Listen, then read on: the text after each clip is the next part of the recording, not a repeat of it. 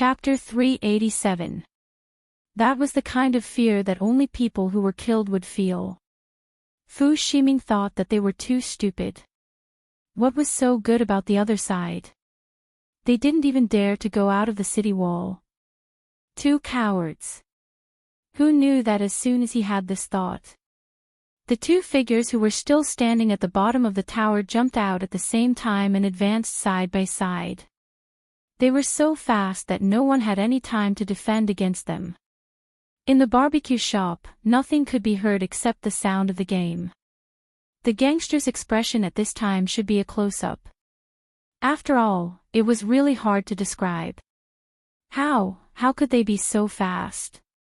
And, why did these two people have such a tacit understanding that they didn't even talk to each other and just rushed out together? The youngster's operation was so beautiful that the gangster's mouth was wide open. Silver hair, black ear studs, and a green bean in his mouth. How could he be so good at fighting? Not to mention the handsome guy on the other side. He asked him in a low voice while fighting, "Which one is Lu Zhongming?" The gangster felt that he had been ordered around the whole day, which made him depressed. The one with the golden armor. How strange. He could even see the coldness that surged out of the handsome man's deep eyes after he said that. Then the next second, Lu Zhongming was killed. Annihilated. 3 kills. He had to say that the sound effect was really cool. Wait for me. The gangster learned from Fujio. He grabbed the cell phone of his friend who had just been resurrected and wanted to rush forward in a hurry. But he didn't know. As soon as he said that, the youngster spun his sword and jumped up directly. Even his black battle robe was shining with silver light.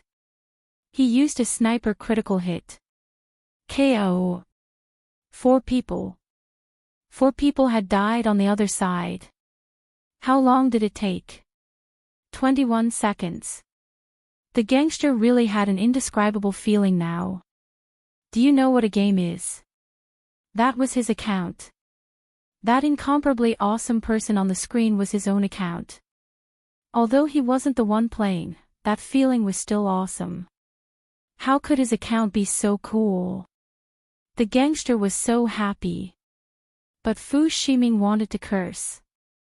2v5. 5 people couldn't beat 2 people, and 4 of them were killed by the other side in one shot. So noob. Even now, he still felt that his teammates were too weak. In Fu Ximing's heart, no matter how powerful the other party was, he was just an amateur. What's there to be afraid of 2 amateurs? He arrogantly ran to the bottom of his own defense tower. He didn't wait for his teammates to recover their HP. He stopped there and prepared to kill one of the 2 first. However, just as he was about to make a move, he was unexpectedly nailed to the spot by his opponent. Fu Ximing wasn't afraid. After all, he was in the pagoda, and the other party wouldn't dare to recklessly rush forward. Therefore, this was all his wishful thinking. The gangster saw the 2 wind-like shadows directly swept to the bottom of the tower and then stepped back. Even Fu Ximing was hooked out. Outside the defense tower, Fu Ximing had no protection. He wanted to retreat, but damn it. He couldn't leave. It was Qin Mo. He hadn't even used his ultimate move yet, so he directly sent it over and froze him in the middle. The gangster was also excited at this time. He clenched his fists. Kill him. Handsome, kill him. Chapter 388. Why? Why didn't he just kill him? The 4 kids couldn't understand at all.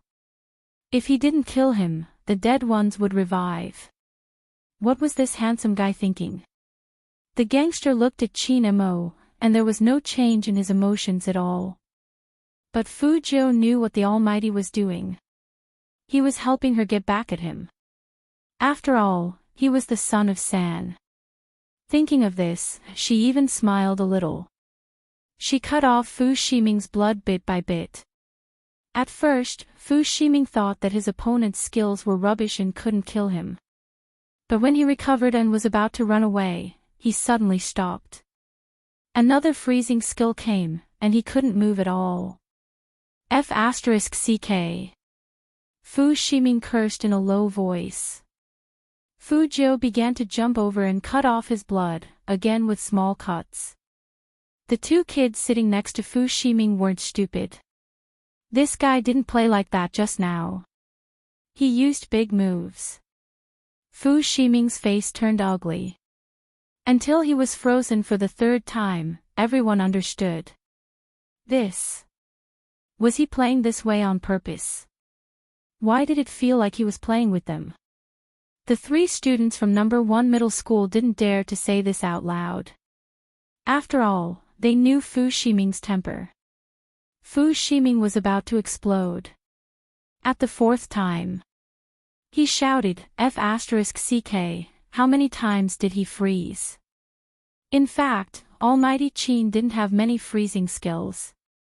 When he saw the youngster, he directly bought 10 to use first. That was to say, from the moment Fu Jiu touched the phone, Almighty Qin had made up his mind to torture Fu Ximing. This was also the reason why Fu Ximing could live until now. No matter how slow those 4 kids were, they could see that the guy next to them did it on purpose. After all, it was the 5th freeze. The gangster couldn't help but swallow his saliva. He began to feel lucky that he didn't fight with this handsome guy just now. This way of fighting, any man would suffer from internal injuries from anger.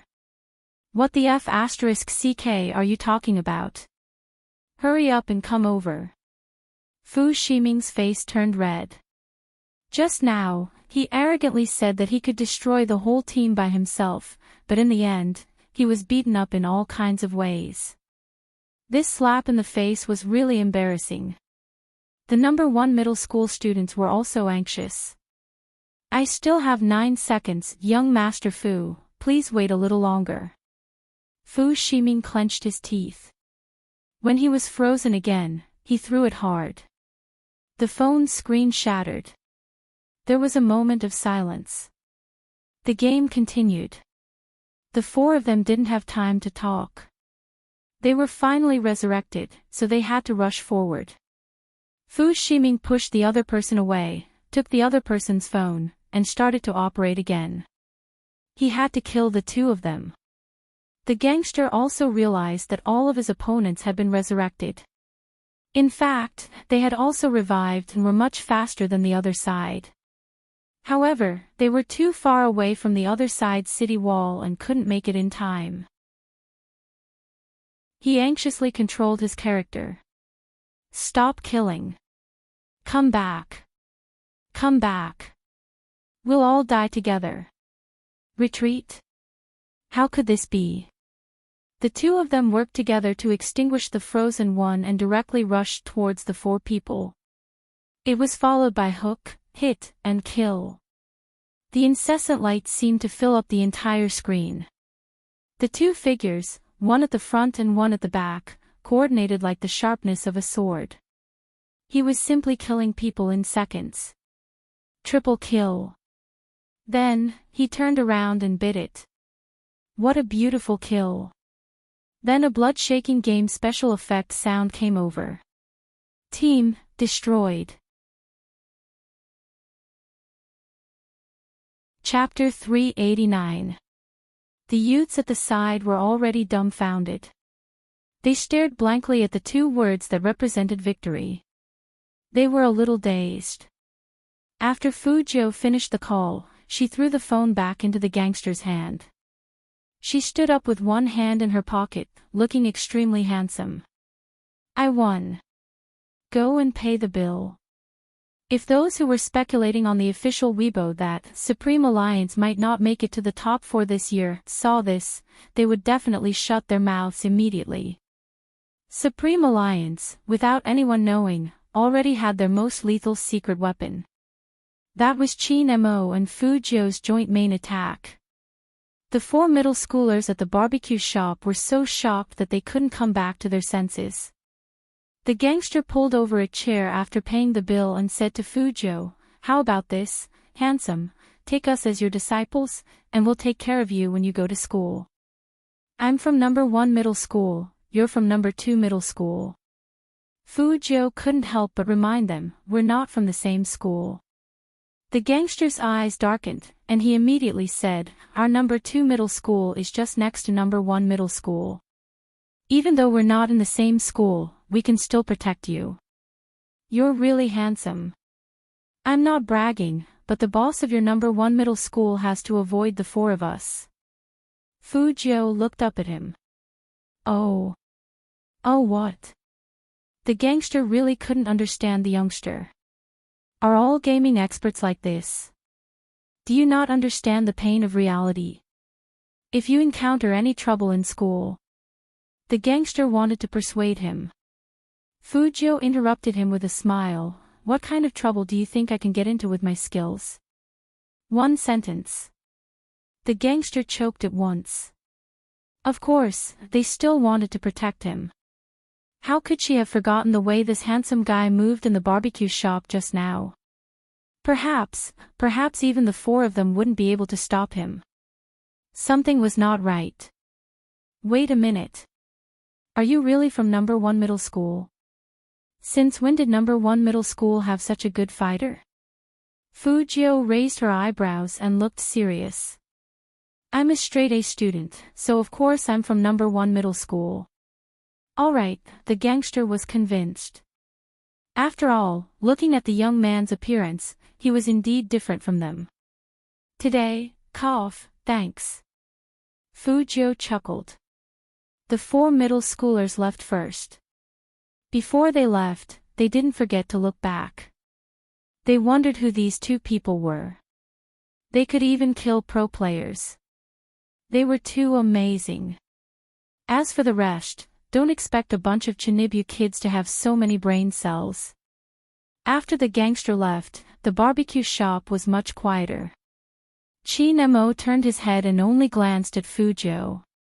His eyes were full of mockery, and his temperament didn't change at all. Scholar. Fujo sat up straight. Compared to them, I'm a straight A student. Chin-mo smiled. Come here. What? Although Fujo was confused, she still went over. Chin-mo stretched out his hand and pinched that handsome face. He said faintly, "Let's see how thick my little brother's skin is." Fujo, Almighty Chin had said that he liked to see young men depressed. But in this position, the youngster's knee had touched him, and the face in front of him was too fair and beautiful. Chin-mo's eyes darkened, and he immediately retracted his hand, as though there were germs on the youngster.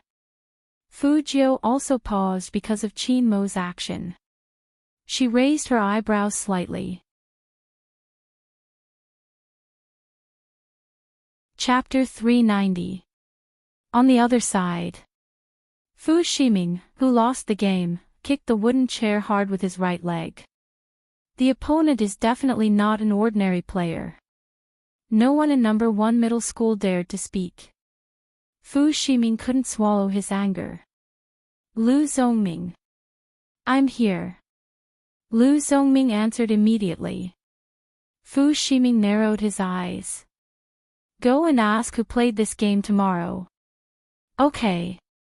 Lu Zongming agreed, but he knew that it was not going to be easy. The students in number 2 middle school who weren't good at studying were always better than the students in number 1 middle school. How could he go to number 2 middle school to ask? But there were other ways, so he had to think about it. The night outside grew even darker. The atmosphere in the barbecue shop seemed to be frozen. Chin-mo couldn't explain why he suddenly flung his hand away. Then his phone screen lit up. It was Secretary Liang. CEO Chin, where are you? Chin-mo turned his head and said in a low and hoarse voice, What's up? Young Master Han was worried about you, so he asked me to call. From Secretary Liang's words, Chin-mo knew that Han Feng was taking the initiative to ease the tension. He didn't say much and only gave Secretary Liang an address. Secretary Liang paused. Then young Master Joe, who is going to pick you up, beep. Before Secretary Liang could finish, the other side hung up. Secretary Liang was sure that CEO Qin heard him, and he even paused for a second. But for some reason, CEO Qin didn't seem to be acting right today. Fu Jiu heard that Secretary Liang was going to pick her up, so she didn't say much. She raised her hand and drank the last sip of tea. With one hand in her pocket, she walked out of the barbecue shop with Qin Mo. It was foggy and cold outside. Luckily, it was almost Christmas, so the decorations in the shops along the street were quite warm. Fu Jiu saw that the Almighty didn't want to skateboard with her anymore, so she lifted her foot. When the skateboard flew up, she caught it and held it horizontally behind her waist. When Secretary Liang drove over, he saw such a handsome scene. Since they had a car, of course they would take it. Fu Jiu was close, so it took less than 5 minutes to get there. After the young man got off, Secretary Liang felt that the atmosphere in the car wasn't right, especially where Boss Qin was sitting. The neon lights were reflected on the car window. From the rearview mirror, Secretary Liang could only see a blurry side profile. His black hair fell down, covering his eyes. It was rare to see him like this. The reason why he suddenly pulled his hand back was because he wanted to lower his head to do something. However, even he himself did not know why he had such a huge reaction at that time. He could even see the astonishment on the youth's face. However, in the next second, that guy smiled as if nothing had happened.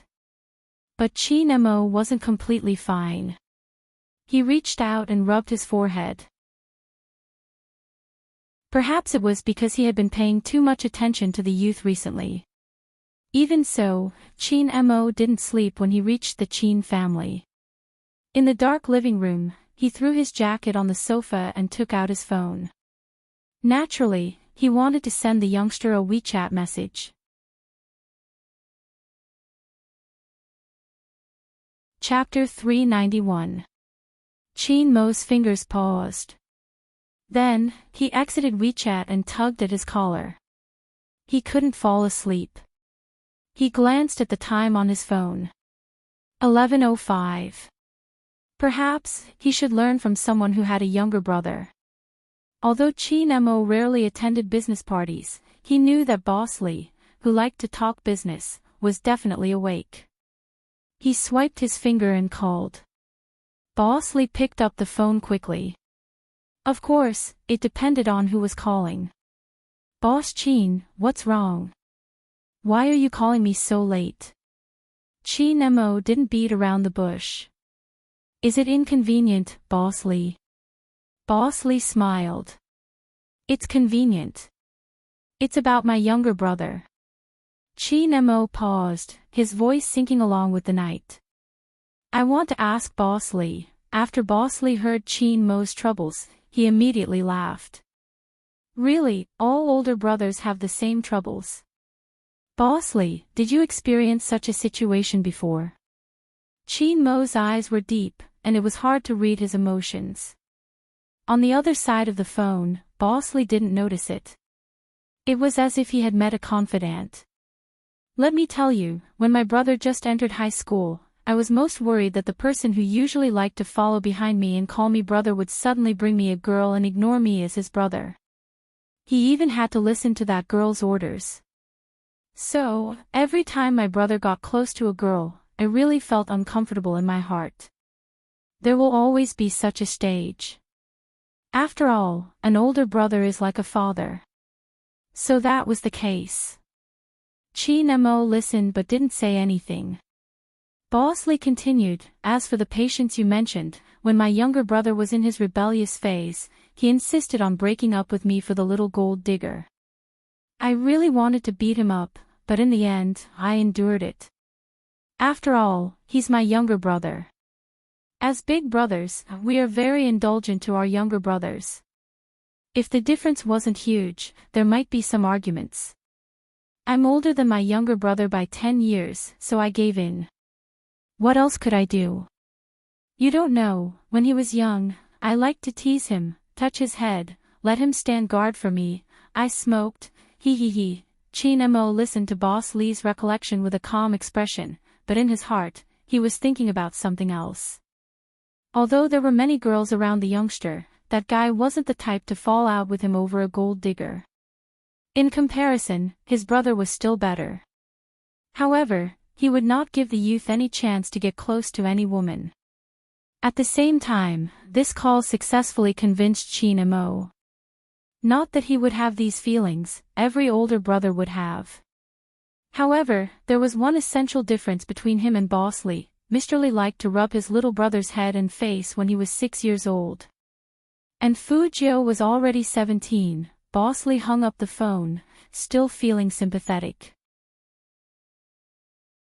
He pulled his wife and said, "Look at this young Master Qin who has shaken Jiang City. He's no different from an ordinary person when it comes to his younger brother." At the same time, at the Fu family. Fu Jiu, who had just come out of the bathroom, put a white towel over her head, and subconsciously reached for her phone. There was nothing. She looked at the desk again. Even her notebook was gone. How many more days do I have to live like an ascetic? Fu Jiu lay back.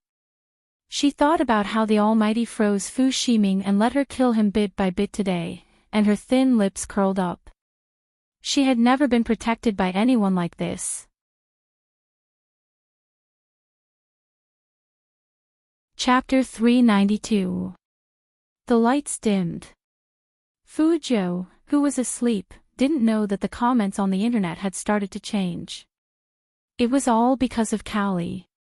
What happened today made them very angry. Lioli was the one with the darkest eyes. Fu Jiu's picking up of Han Susu messed up her plan, and she was kicked out of the Han family. Originally, she wanted to take advantage of Han Susu's anger to say something bad about Fu Jiu, so she didn't lose too badly. Unexpectedly, Han Feng didn't let them get close to Han Susu. He said that it was getting late and that they should go home early. In fact, his attitude wasn't like that. "Captain, what should we do now?"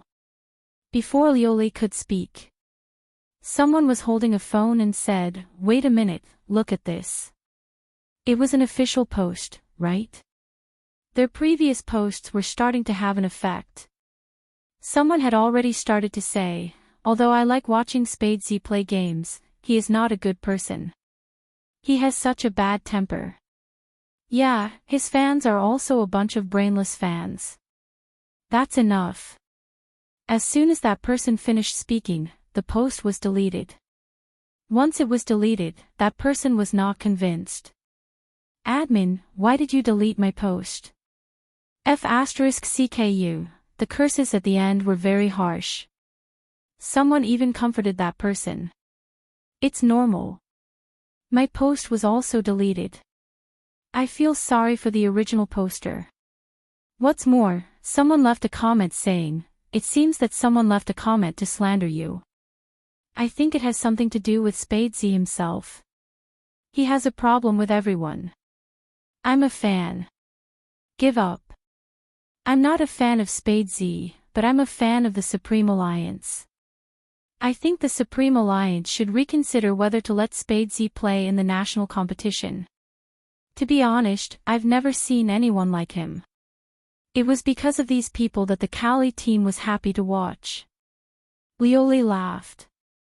"What did I say? Some things don't need to be done by ourselves. We just need a little bit of encouragement, and people will follow." The Cali team was happy. This useless young Master Fu deserves to be scolded. Lioli glanced at the official post again. Unfortunately, the scolding is not enthusiastic enough. After all, these people are the minority, so we need to add more fuel to the fire. "Captain, do you have any good ideas?" Hearing this, the eyes of the Cali team lit up. Lioli touched the phone screen. Han Susu was the best at this, but it seems that we can only turn to the Fu family. The Fu family? Someone was confused. What do you mean by looking for the Fu family? Lioli lifted her lips lightly. We aren't the only ones who want Spade Z to leave Supreme Alliance. There are a few others, such as his half-brother, Fu Shiming. When Team Callie heard this, a smile appeared on their faces. Captain means to leave it to him. He has a good mother and knows how to use public opinion to create hype. Remember, there are some things in the esports circle that are no different from the entertainment circle. If something is said many times, it will become true. Find a time to send these posts to Fu Shiming. Be quick. No problem. Their Callie team was not a weakling. They would never let anyone bully them like this. Didn't Spadesy think he was so great just because he joined Supreme Alliance? Then they would think of a way to get him out. The next day.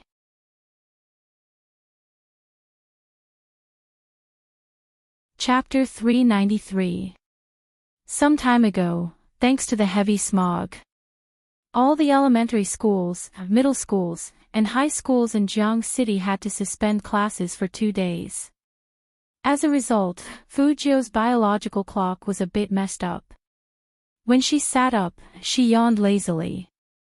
When she turned her head, it was already 8:10. Their first class was at 8:30. And in the crazy number 1 middle school, if someone was late, the uncle guarding the door would record it. There were still 3 days before the national competition. She couldn't be disqualified because of such a small thing. Fujio washed her face very quickly. She didn't look like a girl at all. She put on her school jacket handsomely and skateboarded quickly through the crowd. 10 minutes left. Fujio calculated the time and suddenly stopped the skateboard. She looked in the direction of the school from this direction.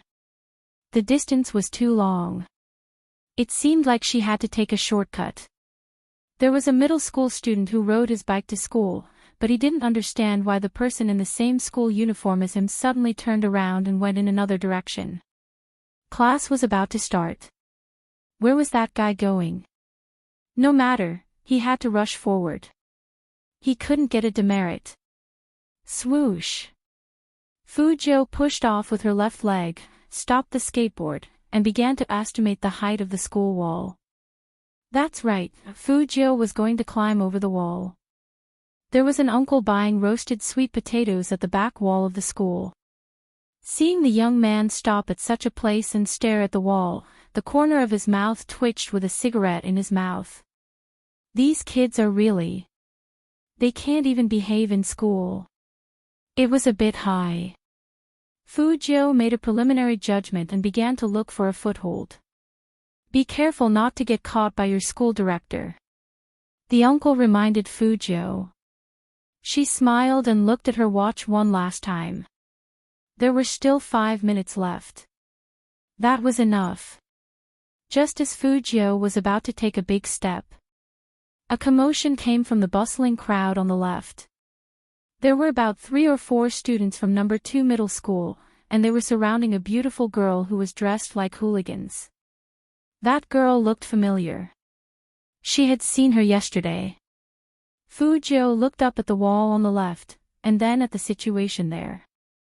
Finally, she turned around decisively. The uncle was surprised. You're not going to climb. He's waiting to see this guy wrestle. Fujio waved her hand. I'll do it later. To be honest, Fujio only cared about this because of the Almighty. Based on yesterday's situation, that person with the surname Han should be the Almighty's friend. Since they're friends, I'll save them first. On the other side, Han Susu felt that she was extremely unlucky. She came here to warn Brother Jiang's fat stepsister not to have any other ideas about Brother Jiang, so she didn't bring anyone with her. She didn't expect to encounter such a thing. Get out of my way. Do you know who I am? How dare you treat me like this? Beauty, what's wrong with us? We just want to play with you, right? As he spoke, he reached out to grab Han Susu's hand. But just as he moved, a gust of wind came from behind him. Something was charging straight at the back of his leg, causing him to turn around in shock. Seeing that it was Fujio, that person was amused. Look, I was wondering who it was. The useless nouveau riche is here to give us money again. Fujio indeed knew that person. In the past, she had been stopped in a corner and given money to him several times. Since there was a conflict between them, then there was no need to be long-winded.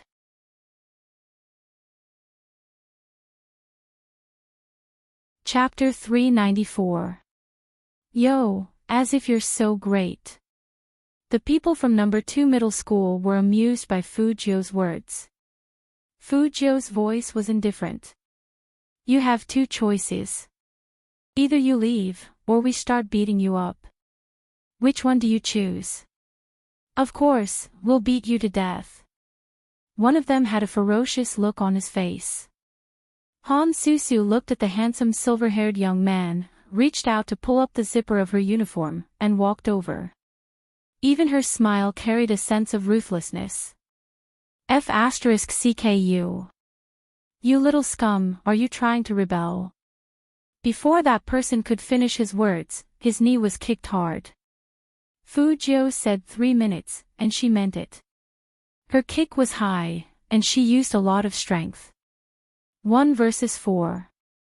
One was already down. How could the leader let it go? While Fujio was still kicking, he grabbed Fujio's skateboard and wanted to throw it at Fujio's back. If it really hit, it would definitely be a serious injury. But it was Fujio, so how could she be hit? With a beautiful sidestep and a back kick, even Fujio's school uniform made a sharp sound in the wind. Bam! That person was directly kicked into the wall. The skateboard automatically returned to Fujio's feet. Han Susu watched from the side. She didn't know when it started, but the young man's figure was the only thing in her eyes. She had never seen anyone fight so handsomely. 2 people from number 2 middle school were kicked to their knees. The other one had bruises on his face, and the leader was dizzy. Fujio was unscathed as she held on to her skateboard. She had a faint smile on her face, and she was extremely handsome. Who are you calling a little scum? I'll give you 3 seconds to leave, or I'll continue beating you up. The person who was kicked was really in pain. The 4 of them looked at the situation together. They had to call for help. You motherf***, just you wait. The leader didn't forget to point at Fujio while running away. Fujio thought to herself, I only have 2.5 minutes to go to class, so I won't wait for you. He turned around, got on the board, and was about to leave.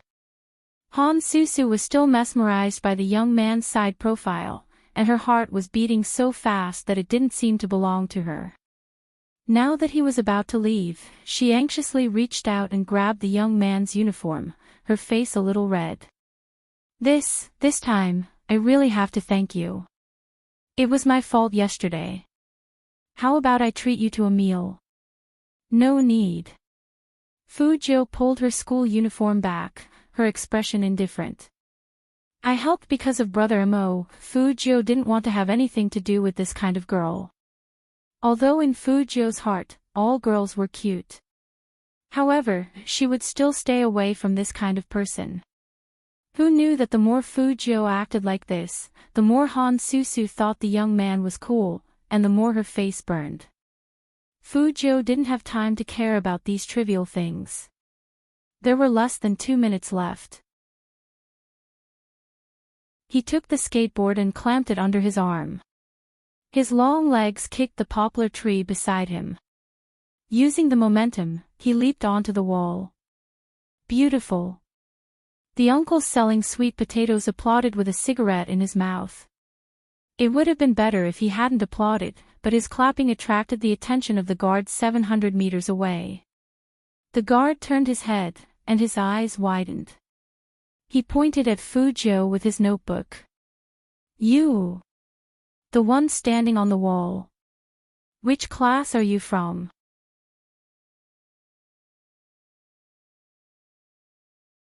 Chapter 395. The guard chased after them without saying a word. The students who were stopped outside the school gate were overjoyed. The ones who were writing on the wooden desks rose up.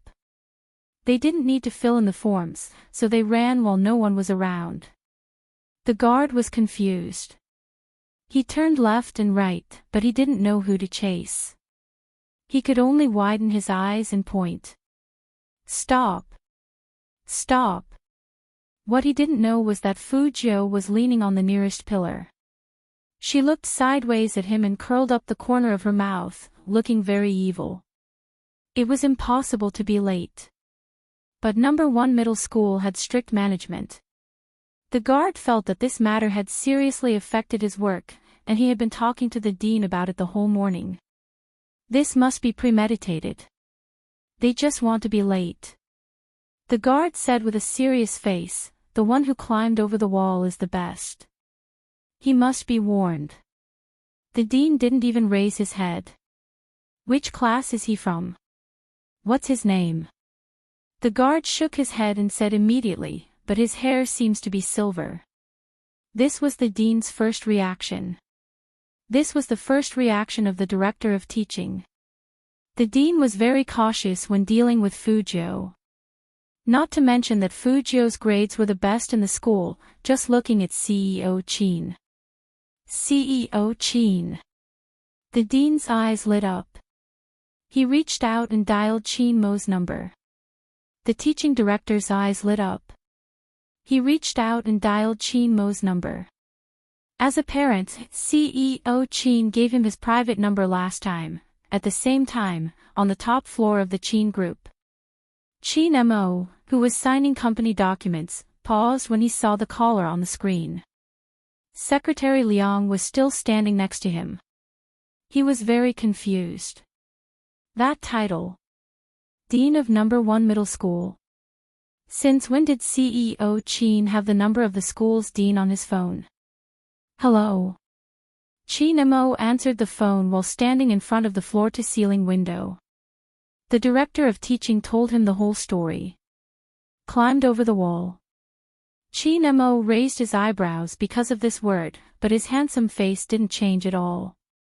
After the director of teaching finished speaking, he said slowly, "Directorly, are you sure it's my brother?" The guard said that the one who climbed over the wall seemed to have silver hair. In the whole number 1 middle school, only Fujio hasn't dyed her hair back. Dean Li, who didn't realize that he was being tricked, said this, and the guard still nodded. Chin Mo laughed. Seems like. In other words, Chief Li was not sure either. This. Director Li still wanted to say something. Chin Mo's voice was calm. My brother is so obedient and loves to learn. I don't think he would climb over the wall. Obedient and studious. No matter if it was Director Li on the other end of the phone or Secretary Liang at the scene, after hearing this comment, they all wanted to ask Boss Chin if he didn't have a guilty conscience. That Fujio, who had so many leave slips, was obedient and loved to study. They don't read much, so don't lie. No matter how focused Secretary Liang was, Chin Mo didn't care. He continued to speak into the phone slowly. Or does Director Li want me to attend a parent-teacher conference now? No. No need. As soon as he thought of that scene, Director Li immediately sobered up. I'll check again. Yes, check again. It might not be student Fujio. Chin Mo laughed again. Then we'll wait for Director Li to investigate before calling. Okay. What was there to investigate? Compared to CEO Chin coming to the parent-teacher conference in person, climbing over the wall was nothing. Director Li muttered in his heart. What's more, there were no cameras, and there was no evidence. The person who climbed over the wall was too good at finding blind spots. After hanging up, Chin Mo glanced at someone's WeChat on his phone. His brother was really something. Climbing over the wall. Secretary Liang looked at his boss, but his eyes never left his phone. He hesitated and asked tentatively, CEO Chin, do you need me to send someone to the school? No need. Chin Mo's fingers slid down, and he threw his phone back. His side profile was cool and handsome. This action made Secretary Liang realize something again. Ever since yesterday, Boss Chin had been acting strangely. When he wasn't holding his phone, his eyes would glance at it. When he picked up his phone, he would immediately put it down, as if he was controlling himself. What was going on? Fujio didn't know that the director of teaching had reported her to the Almighty. She was sitting in the back seat, yawning lazily. But those students from number 2 middle school who had been taught a lesson by her couldn't take it anymore and told their boss. That boss was still playing hero on his phone. When he heard that his people were being bullied, he got angry instantly. How dare you challenge the authority of our number 2 middle school? Call for help. Stop him. Just like that, when the students of number 1 middle school got out of school, they saw more than 10 students from number 2 middle school standing outside the school gate. Lu Zhongming thought that these people were here for him. As the boss of number 1 middle school, he didn't even dare to step out of the school gate. Since those people were standing in front of the school, the guards didn't dare to interfere. Some girls would feel scared when they saw such a scene. After all, there were a few people on the other side, and they were indeed very arrogant. When Han Susu asked the driver to drive her over, she saw this scene, and her eyes suddenly widened. Those people were obviously from the morning. Han Susu wanted to get out of the car, but she was afraid. There were more than 10 of them, and her driver was old. These people were definitely here to cause trouble for the young man. Han Susu changed her mind, sat up straight, and said to the driver, "Don't wait here, go straight to the school gate." She had to inform the young man. However, cars needed to be registered in number 1 middle school. That was the opening. Fujio had already walked over from the other side of the school's main road. He was still in his school uniform, with long slender legs, silver hair, and a handsome face. Han Susu felt that her heart was beating abnormally again. Among so many people, only the young man seemed to be colorful. What was not perfect was that there were too many girls following behind him. Han Susu looked at the girls surrounding Fujio, and her eyes sank. Forget it, which school didn't have love-struck girls? The most important thing now was to make sure the young man didn't go out. Fu! As soon as she opened her mouth, she saw the group of people outside the school start to move. Some of them saw Fujio and were about to walk over. They were very aggressive, and they were pushing people around randomly. Fujio stopped in her tracks. She didn't look at Han Susu, but walked past her and looked at the movement not far away. Mother **Ker, I finally see that little trash. The person who was kicked in the morning looked more ferocious than anyone else. He wanted to punch Fujio flat. Fujio's eyes shifted to the road on her left. If it weren't for Fujio's action, Han Susu wouldn't have noticed that there were people there. She was still in a daze.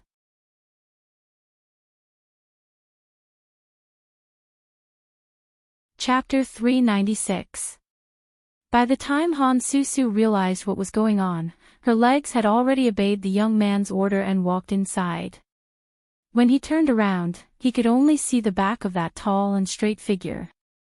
The students of number 2 middle school were obviously people who often fought, and they knew how to surround people. Left, right, front, and all 3 directions. Unless that little weakling retreated, he couldn't escape from any direction.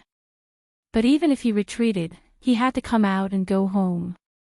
That person wanted to block him here and catch him. But this method was suitable for others, but not for Fujio.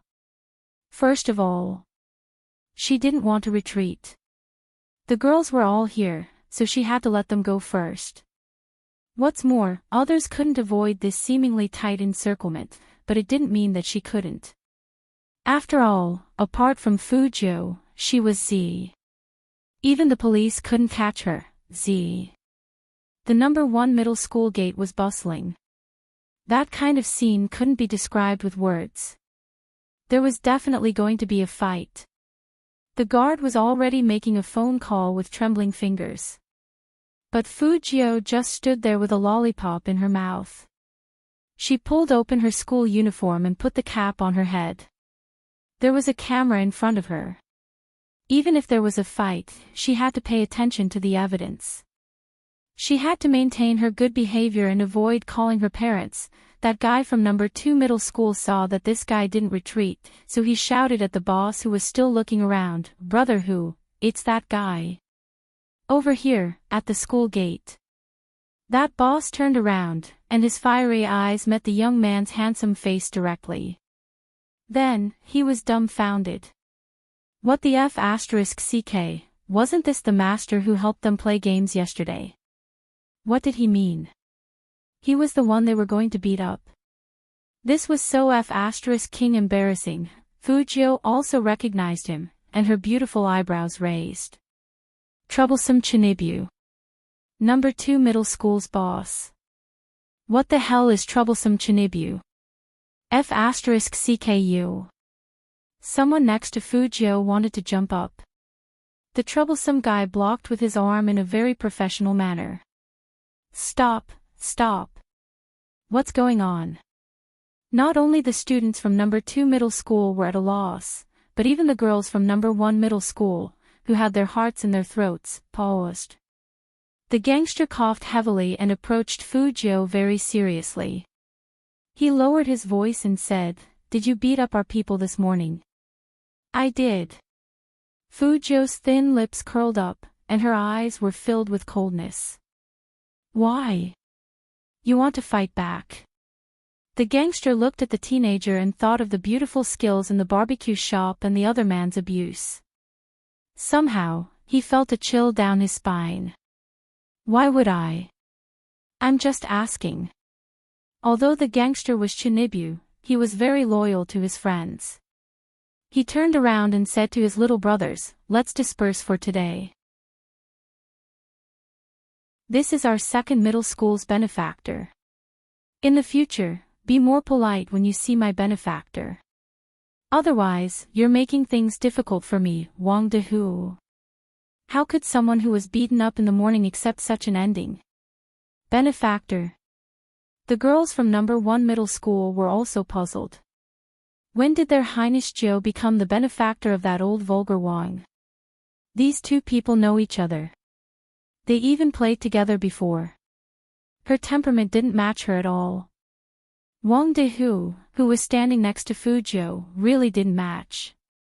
Wang Dehu was the real bad student, and it was written all over his face.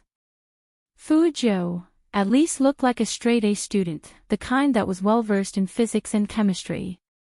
Come and say thank you to our benefactor. Wang Dehu is the best.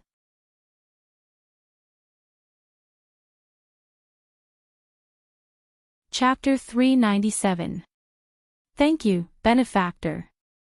There were more than 10 young men, and their voices were so loud that Fujio wanted to facepalm. Anyone who saw this would think that he was recognizing a new boss. Fujio looked at the gangster. "Oh no, he should be called Wang Dahu now. I'm just helping you play a game, that's not a simple game." The gangster said with a serious face, "It's related to the honor of our second middle school." That's right. There were actually people who echoed from the side. This was the world of Chinibu. Fujio found it funny again. She lifted the corner of her mouth and put one hand in her pocket. She made a detour gesture with the other hand. "Ask the people from second high to leave. You're all standing here and scaring the girls." "Did I scare the girls?" Wang Dahu's face was full of disbelief. "How did it scare them? We're so handsome." Fujio. It seemed like these Chinibu kids were way off base when it came to being handsome. "No, benefactor, I will tell you a secret," Wang Dahu said in a serious tone. "Every time we make a move like this, a lot of heads turn to look at us. Aren't the girls from number 1 middle school good looking? But when we go out alone, they don't think much of us. This time, everyone is so enthusiastic. To be honest, part of the reason is to stop you, and the other reason is to let the girls admire our handsomeness. Fujo. Oh. What does "oh" mean?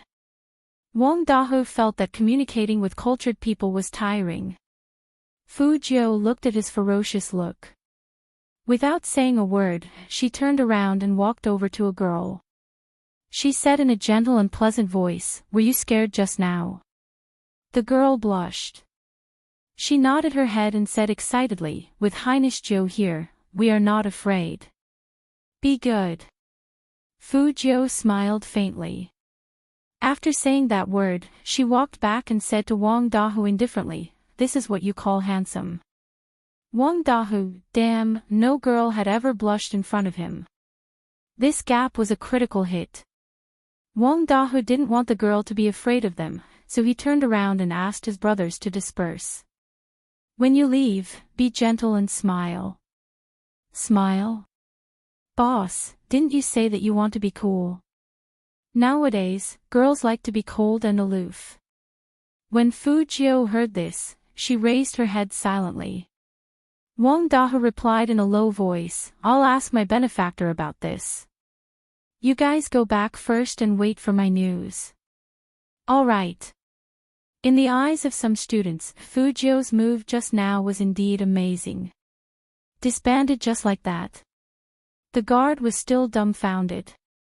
Wang Dahu said to Fujo seriously, "Benefactor, please advise me on how to pursue girls in the future." "Sure." Fujo's voice was indifferent. Wang Dahu felt that he had taken advantage of the situation. He then heard Fujo say, "Your second high school's curriculum should be the same as our first high school's, right?" "Yeah, the progress is the same." Wang Dahu wasn't wary at all. Fujo chuckled. "That's good. I'll leave my homework to you in the future." Wang Dahu was speechless. What happened to being a cultured person and a top student? What, you don't want to? Fujo looked at his expression and raised her eyebrows with a smile. Wang Dahu gritted his teeth. "Fine. Everything is for the girl. Seeing that you are so sincere, I'll teach you a secret technique to pursue girls." Fujo crooked her finger. It was indeed cool. Wang Dahu moved closer excitedly. "What secret technique?" Fujo only threw 2 words at him. "Good looks."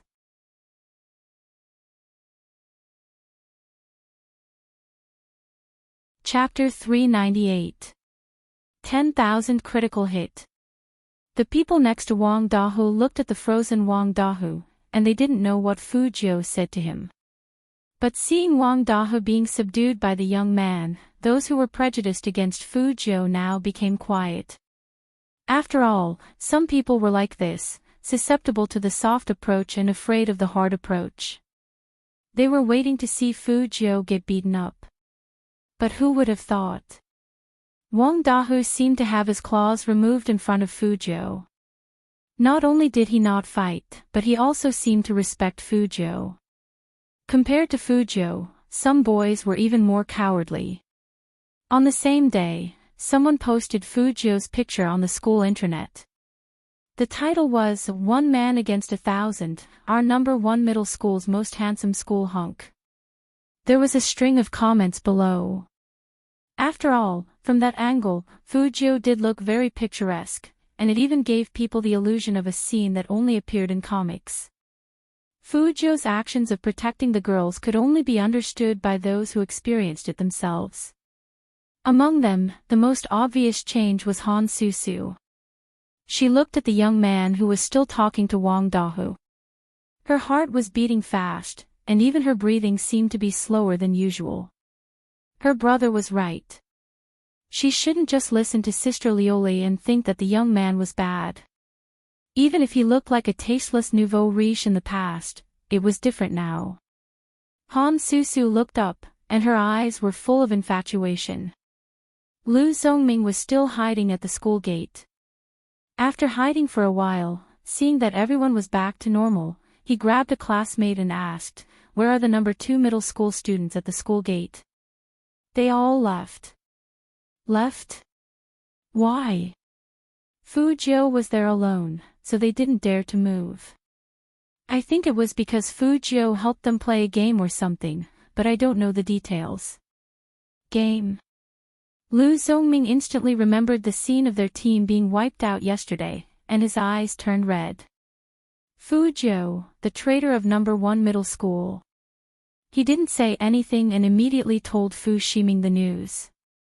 At the same time, Fu Ximing also received something from the Cali team. When he saw that number 1 middle school's hunk post on the school internet, Fu Ximing felt a surge of resentment that couldn't be released no matter how hard he tried. He didn't know when, but that good-for-nothing had suppressed him in every way. Study, he did better than her.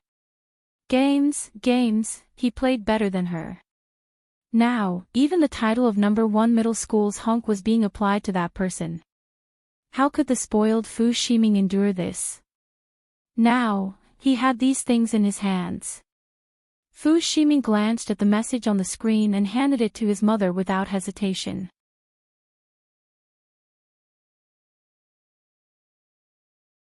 Chapter 399. Captain, there's news from Fu Ximing. That night, the Cali team sat in front of the computer and looked back. Lioli stood up. What did they say? What else can they say? Everything is as Captain predicted. Fu Ximing wants that useless young Master Fu out of Supreme Alliance even more than we do. He even asked us to continue posting, and tomorrow, the entire esports industry will know about it. Fu Ximing smiled, his expression indescribable satisfaction. That's right. Lioli looked down. In this case, Fu Jiu is really finished. Who cares if he's finished or not? Captain, I know you are soft-hearted. Think about it, if it weren't for Fu Jiu, would our relationship with the Supreme Alliance be so tense? When he's gone, we can slowly repair our relationship with the Supreme Alliance. Lioli listened to her teammates and seemed to be convinced. Well, that's all we can do. In fact, she was the one who came up with the idea. How could she be soft-hearted? She just had to put on a show. There were only 3 days left before the National League. It was just the right time to kick Fu Jiu out of the Supreme Alliance. A newbie would die if she was too strong. If she didn't even understand this, how could she be in the esports circle? Lioli lowered her eyes. It was time to end the Qin and Tao couple. Even if that man wasn't hers, he shouldn't be anyone else's. The night was getting darker and darker. The lingering fog had almost become a synonym for Jiang City. Han Feng really didn't understand his sister. Yesterday, she said that Fu Jiu was narrow-minded. Today, she said that she must treat Fu Jiu to a meal. One was to apologize, and the other was to thank her. If it weren't for Fu Jiu, she wouldn't know how badly she would be bullied now. Han Feng also wanted to find a chance to sit down and talk with Qin Mo. Now his youngest sister had given in and was even pestering him. If he didn't call, Han Susu would make a fuss upstairs. Han Feng shook his head.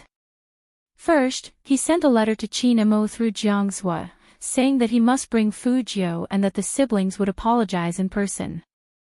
When Qin Mo answered the phone, he stood in front of the floor-to-ceiling window, looking down at the lights of the entire city. Qin Mo, are you still there?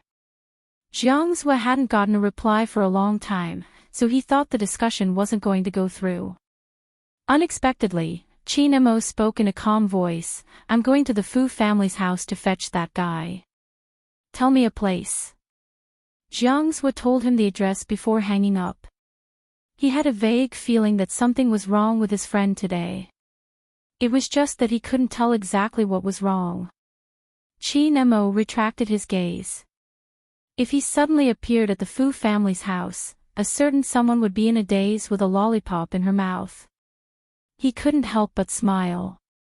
Secretary Liang was watching from the side. Maybe one day. Boss Chin had never smiled before.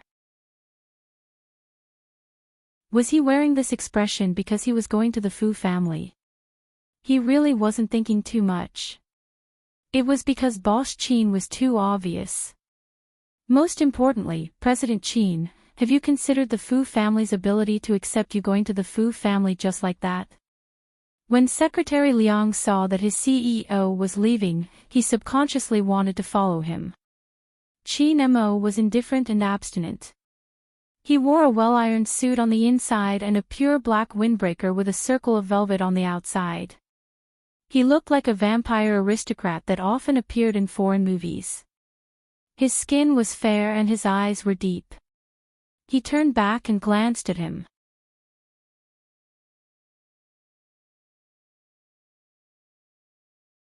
Chapter 400.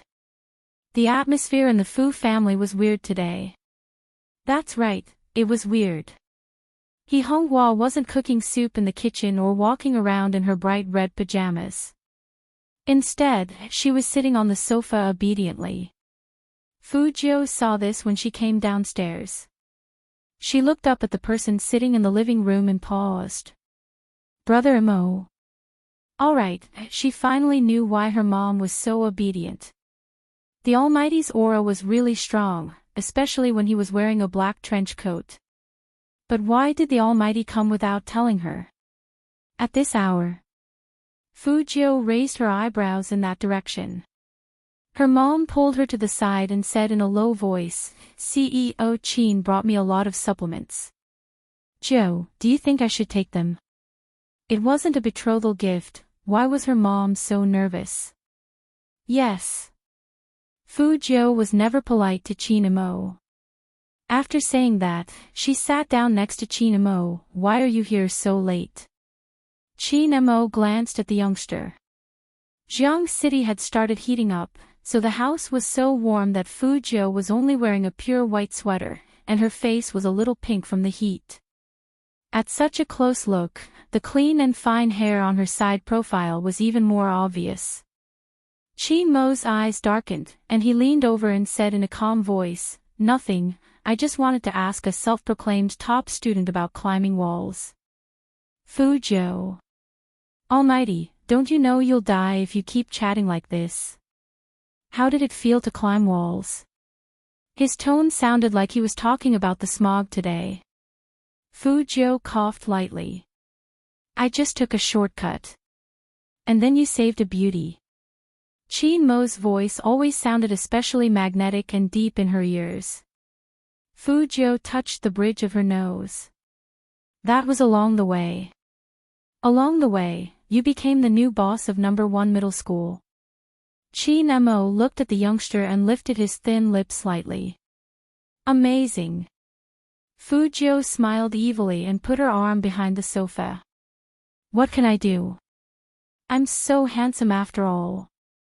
Since you're so handsome, I'll check your physics results myself next time. Chin Mo stood up and looked down at the youngster. Then he turned sideways and said to He Honghua, Auntie, since he's here, I'll take him away. If it's too late, let him sleep at my place. Take him away. Fu Jiu was dumbfounded. What was going on? He Honghua was also shocked, but she was shocked by the word sleep. Her expression changed, and she immediately said, No, my Jiu can't spend the night outside. He Honghua's reaction was too big. The whole room fell silent. Even Qin Xiaodong didn't understand why Madame was like this. When Chin Mo turned to look over, only then did He Honghua realize that she had gone overboard. She hurriedly explained, No, I'm saying that Jiu's eyes have just recovered. It's not good to go back and forth like this. Moreover, Jiu has classes tomorrow. Coming up with such a reason was putting He Honghua in a difficult position. Her round face blushed as well. Before Fu Jiu could help, Chin Mo replied, I didn't think it through. Auntie, don't worry. After everything is over, no matter how late it is, I will send him back. Perhaps it had something to do with his birth. Even when Qin Mo said such words, his nobility didn't seem to diminish. But He Honghua was already very happy. The more she looked at this young Master Qin, the more she liked him. Many people didn't want to play with her Zhou, so they all went to the Fu family to play with Fu Ximing.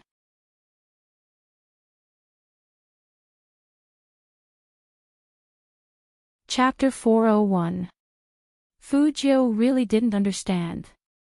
The Almighty just said something soft. Why did her mother push her to the Almighty as if she was a gift? This was really her own mother. Fu Jiu also witnessed the Almighty's charm from a young age to an old age. Her mother turned into an anti-fan in an instant. As soon as Fu Jiu walked out of the door, she said to Qin Mo, "People who don't know would think that you are my mother's son. Obviously, I look more worry-free than you, wall-jumping scholar." Qin Mo tilted his head and looked at the youngster.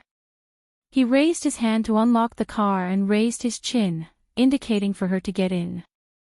Every time she heard the Almighty call her a scholar, Fu Jiu always felt that she couldn't continue this conversation. After the two got in the car, Qin Mo didn't start the car. Instead, he tilted his head and looked at the youngster on his right. Fu Jiu raised her eyebrows. What? Qin Mo looked at the youngster who was wearing a black mask, revealing only a pair of eyes. Inexplicably, he found this guy adorable. Fu Jiu saw the playfulness in Qin Mo's smile. Just as she was about to say something, she saw the other person suddenly lean down. The sudden scent of peppermint and sandalwood seemed to invade every cell in the car, slowly spreading in the car. Fu Jiu paused unconsciously. Those thin lips brushed past the side of her face at a subtle distance. His body was very close. Fu Jiu looked at the Almighty who was helping her fasten her seatbelt. His temperament was indifferent, and his side profile was so handsome that it could make people fall head over heels for him. Fu Jiu subconsciously shrank back a little. She didn't completely lose herself in his beauty. After all, at this distance, when the Almighty pulled his hand back, his elbow would easily touch the awkward position in front of her chest. Even with the bandage, she was still worried that the touch would be different. A man's chest was hard, and hers. It was hard to say. When Qin Mo pulled his hand back, he raised his eyebrows. He seemed to be very interested in the way Fu Jiu breathed. Even his thin lips were curved into a smile. Fu Jiu raised her eyebrows. What was the Almighty smiling about? Hurry up and return to your normal sitting position. Qin Mo didn't move. Fu Jiu simply moved. She leaned over and wanted to blow into his ear. Qin Mo was a step faster than the youngster. He returned to his seat abruptly and glanced sideways. Behave yourself, understand?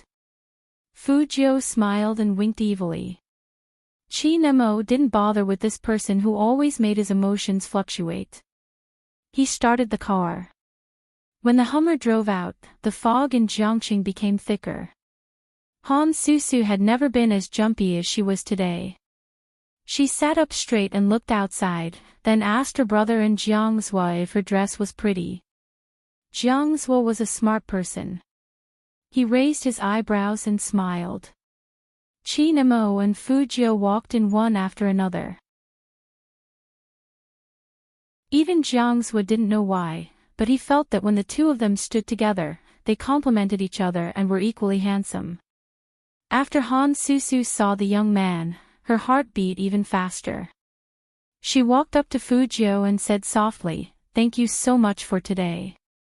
You didn't want to tell me your phone number, so I could only contact you through my brother.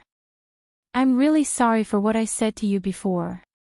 I hope you can forgive me."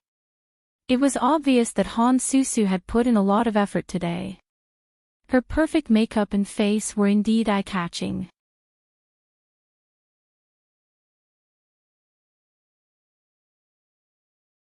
Chapter 402. Seeing this, Jiangsu smiled at Qin Mo and said in a low voice, Susu must have fallen for your little brother. She doesn't even want to eat or drink, and she is so shy when she sees you. You know, the two of them are about the same age, so it's quite suitable for them to be together. Suitable. Qin Mo's thin lips were still curled up. He always looked like this, whether it was in the business world or in their daily meetings. His handsome side profile didn't change much. He was noble and domineering, a standard soldier. But this time, Jiangsu felt that his smile was a little different, but he couldn't tell what was different if he had to say it. Strangely, the surrounding temperature seemed to have dropped by several degrees all of a sudden. Was it because the heating here wasn't good enough? On the other side, Han Susu was still expressing her regret, hoping that the young man would look at her. Even if it was just a glance. Finally, she got her wish. Fujio looked up and said, You should thank Brother Mo. Han Susu felt that the young man was super cool, especially when she thought of how he stood in front of her at school. Her heart started to beat erratically again. She automatically ignored the reason why the young man saved her. No matter what, the other party had forgiven her. Han Susu smiled and followed Fujio into the private room happily. Although this meeting was also in an entertainment venue, it wasn't as noisy, and there were many types of alcohol. The sound of piano could be heard outside the private room, and inside, people were singing, steaming, and eating. It was a high-class private club. As soon as they entered, Han Susu pulled the young man to sit by the song selection table. Let them chat like big brothers. What do you want to sing? I'll help you. Fujio glanced at the Almighty, and indeed, the three of them seemed to have something to talk about, so she didn't go over. Qin Mo sat in the dim light, his posture lazy and abstinent. His tie was already untied, and it was crooked. His eyes unconsciously looked at the young man and woman who were ordering songs. He tilted his head and lit a cigarette, as if this was the only way to suppress the inexplicable stuffiness in his chest. The stuffiness came for no reason. Bit by bit, it seeped in, and as the song overflowed, it accumulated more and more. In order to dispel this irritation, Qin Mo turned his head and focused his attention on Han Feng, who was speaking. Susu, I can't control her anymore. Han Feng glanced at the other side and smiled. You insisted on making me make this call. It seems that it's not just because you know you're wrong. After being saved by your brother like a hero, even your character has softened a lot. Qin Mo didn't say a word. He raised his hand and drank the wine in the glass, his eyes a little gloomy. It seemed that this was the only way to suppress things that were getting more and more out of control. But reality proved that some things could not be suppressed at all. Han Susu had never been a calm person. She sat there and smiled, asking Fujio what she liked. Qin Mo found the voice a little ear-piercing. Someone once said that the Han family's Missy had a good voice and was very good at singing. It was just that she didn't want to enter the entertainment industry, and the Han family wouldn't allow her to do so. Qin Mo used to think that her voice wasn't bad. But that was not the case today. Especially when the young man turned his head to smile at her.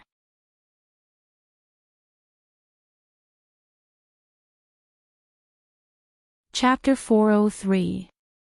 He was starting to think, it wasn't a good idea to agree to bring the youngster here. Qin Mo tried to distract himself again. It was to prevent himself from grabbing the youngster and running away. Suddenly, for some unknown reason, he just hated girls. Any girl who got close to the youngster would be an eyesore. Even Han Susu was the same. And Qin Mo knew very well that many high school students in puberty liked girls like Han Susu. She dressed beautifully and acted coquettishly. Would his little brother like her too? With this in mind, Qin Mo's eyes dimmed. Jiangsu seemed to have realized something as he turned to look over. He saw Qin Mo's deep eyes staring at the youngster's side profile. It was so deep that it didn't seem like his usual self.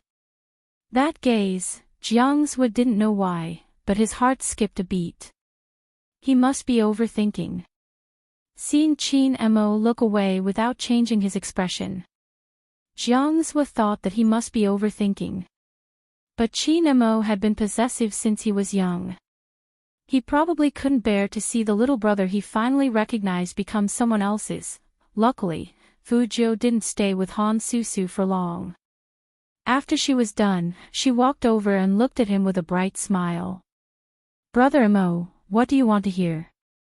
Looking at that clean and harmless face, his boredom seemed to be dispelled by this kind of light. Qin Mo flicked his cigarette butt and said, "You can sing." Fu Jiu laughed. "I'm the current school hunk of number 1 middle school. How can I win without some substance?" In fact, when she was still Z, she disguised herself as a resident singer in a bar. Of course, she wouldn't tell this to the Almighty. "Then let's invite the current school hunk to sing what you're best at." The coldness in Qin Mo's eyes dissipated a lot. The current school hunk was a joke. Because the previous school hunk of number 1 middle school was Almighty Qin. Some people even predicted that no school hunk could be more handsome than Almighty Qin, whether it was in the past or the next few decades. Until Fu Jiu appeared. There was even a comparison between the two on the school's internet. But the more they compared, the more the topic went astray, and it became a couple.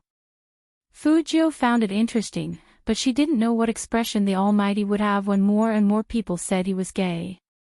Fu Jiu had sung quite a few songs when she was a resident singer. She tilted her head to look at the person sitting on the sofa, the person who had been protecting her since they first met. Her finger slid down and clicked on Mayday's new song. Fu Jiu's singing posture was absolutely professional. Her fingers were on the vertical microphone, and she was sitting on the high chair with a smile on her face. Unlike Qin Mo, Fu Jiu always dressed up for the night. A cool leather jacket paired with a pair of white jeans, silver hair, and pure black earrings. No one would have thought that Fu Jiu was a girl. Just by sitting there, she seemed to be able to generate electricity. She was so handsome that it made people's hearts flutter. Han Susu's gaze was already a little infatuated, and when that young man's unique voice came out, she couldn't take her eyes off Fu Jiu. However, Fu Jiu's eyes were looking at Qin Mo, very lazy and sunny. "I want to write a song about you. I want to keep a cat." He wanted to go back to every scene and slow down every watch. "We build a castle at the corner of children and adults."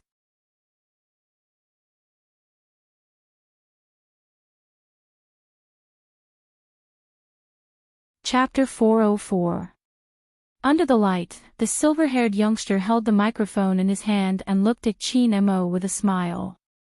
His thin lips were very close to the microphone, and all the light in the room seemed to be hitting his lips, gathering into dots of light. "Life can't be longer, fireworks fall from the corner of my eyes. The world can't be bigger, you stare at my smile. Among all the passing scenery and people, you treat me the best." Obviously, this song was sung to Qin Mo. Han Feng laughed softly. "Qin Mo, your little brother is really good, he knows everything." Qin Mo didn't speak, still holding the wine glass in his hand. Rather than saying that he didn't speak, it was more accurate to say that the moment the youngster opened his mouth, his eyes never left Fu Jiu's body. Even he didn't know what kind of expression he had when he looked at Fu Jiu. Hidden in the darkness, as if no one else was around, he wanted to take her for himself. Jiang Zuo watched from the side. His heart that had been thumping just now began to sink. Qin Mo had never looked at anyone like that. Was he thinking too much, or did Qin Mo really have feelings for Fu Jiu? Jiang Zuo was a smart man. Unlike Qin Mo, he majored in medicine and had seen many people in that circle. He was more sensitive to such things than Qin Mo. Plus, the onlooker saw things more clearly, so he could see things more clearly. Good brother. Which older brother would look at his younger brother like that? Jiang Zuo also knew that some people weren't really gay. Sometimes, it was because their personalities were too similar, and they were always together. Plus, the youngster's face was so handsome that he could ignore his gender. Qi Nemo didn't mind being nice to him. So Jiang Zuo was still hesitating if he should point it out. Because if he said it, Qi Nemo might think in that direction, and then he would really be gay. He couldn't bear the consequences of the Qin family ending without descendants. But if he didn't say it, and the situation continued. Qi Nemo and Fu Jiu. Wait a minute, why did he always think that his friend was more likely to be gay in the future? Thinking of this, Jiang Zuo was also depressed. He wanted to get the wine glass. Qi Nemo turned his face and met his eyes, which made Jiang Zuo pause. After all, his friend's indifferent eyes seemed to be able to see through his thoughts. The Han siblings had no idea what was going on. Han Feng was still puzzled. Hey! What's wrong with you two? Why are you looking at each other?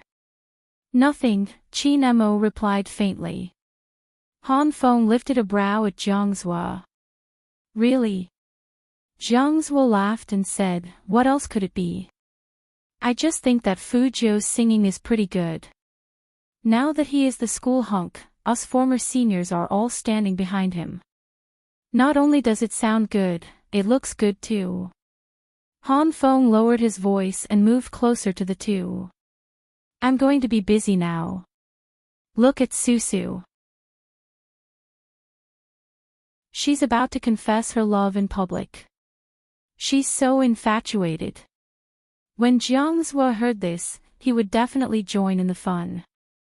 But ever since he saw Qin Mo's gaze, he subconsciously turned to the left. He hadn't noticed it the previous few times.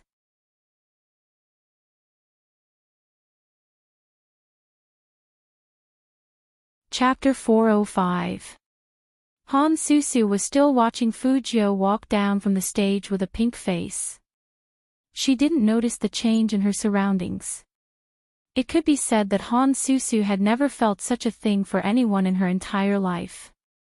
She really wanted to see the other party. Even if the other party only said a few words to her and stood beside her. She felt like her heart didn't belong to her. Ever since she was young, she had been surrounded by rich and powerful people. Their looks and temperaments were always superior. The elder brothers of the Qin family and the Jiang family were much more outstanding than their peers. She used to like Big Brother Qin. But she knew very well that once she crossed his bottom line, she wouldn't even be able to get close to him. So she didn't like him anymore. But even if she didn't like him, she still looked down on other people. Those in school couldn't even be compared to these brothers she knew. Until yesterday at No. 1 middle school. Han Susu finally felt that there was someone who wouldn't try to please her because of her family background. The young man was very cold to her from beginning to end, and he didn't talk much. But it was that coldness that made Han Susu feel that he was the one she was looking for. So Han Susu threw away her previous arrogance. When Fu Jiu finished singing, she went up and grabbed Fu Jiu's arm.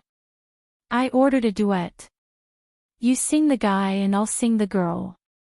I'm sure you'll like it. Fu Jiu frowned.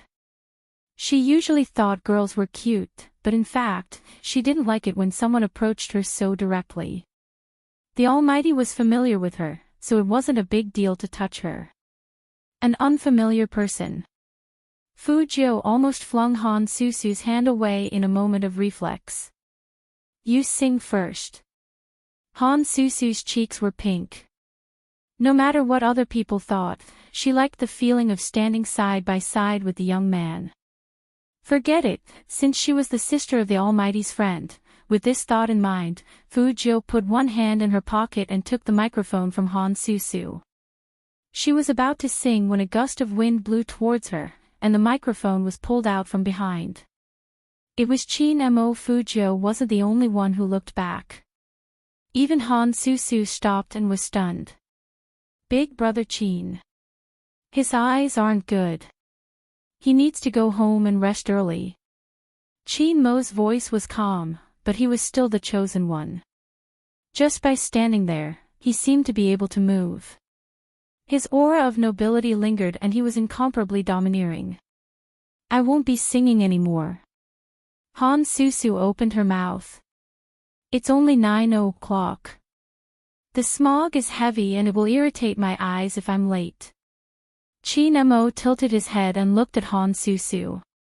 At that moment, Han Susu didn't know why, but she felt that his gaze was a little cold. But because that face was too handsome and noble, Han Susu couldn't see anything. On the other hand, Jiang's heart sank when he saw Chin Mo extinguish his cigarette and walk over. Han Susu didn't want the youngster to leave. However, Chin Mo had already opened his mouth. Get dressed. This sentence was directed at Fuzhou. Fuzhou smiled and didn't say anything.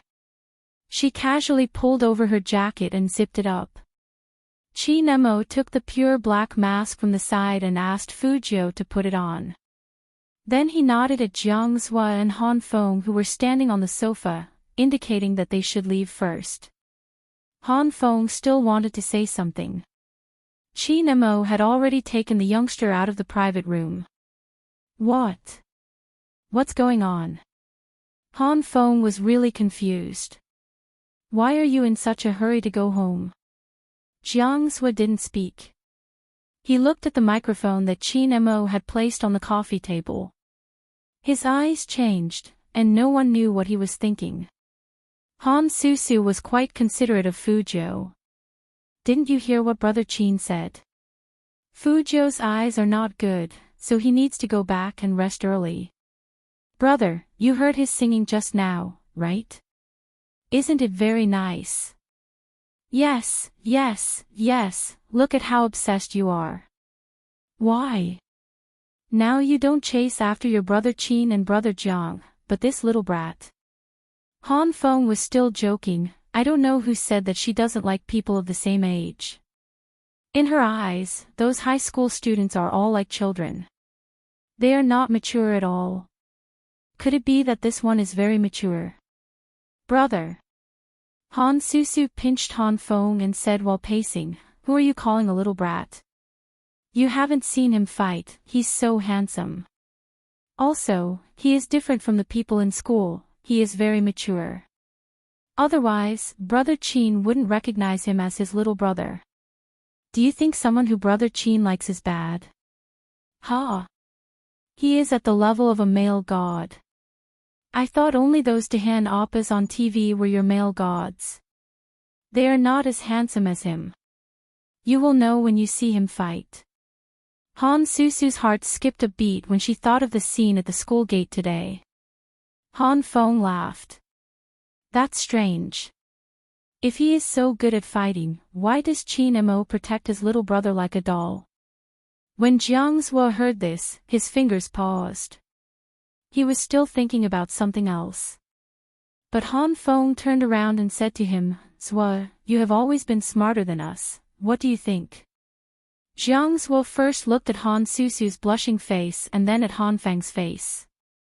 He knew very well that he couldn't say his guess. Especially not to let Han Susu know. Fuzhou is also a member of the Supreme Alliance. There are only 2 days left before the National League, and the condition of their eyes is very important to them. When Jiang Zhua said this, he didn't believe it himself. But it didn't matter whether he believed it or not. It was fine as long as the Han siblings believed it. But before he left, Jiang Zhua still said, Han Feng, tell Susu to give up. It is obvious that Fuzhou doesn't like her, and this is not a good match. He doesn't like someone like my sister. Han Feng found it funny. Then what kind of person does he like? Jiang Zhua really wanted to say that the key was not what kind of person the young man liked, but whether Chin Mo would make him like someone. But in the end, he held back and put out the cigarette. Anyway, listen to me. Don't let Susu find Fujo, and don't even think about asking Chin Mo to ask him out. Han Feng saw that he was serious, so he took it to heart. But it was difficult to stop his sister from finding Fujo. Everyone present today should be able to tell that his sister has already fallen in love with him. It seemed that a man who was too handsome could also be a source of trouble. The darker the night, the heavier the haze. The visibility outside was extremely low. So Chin Mo didn't drive very fast. When the domineering Land Rover drove past, it always attracted people's attention.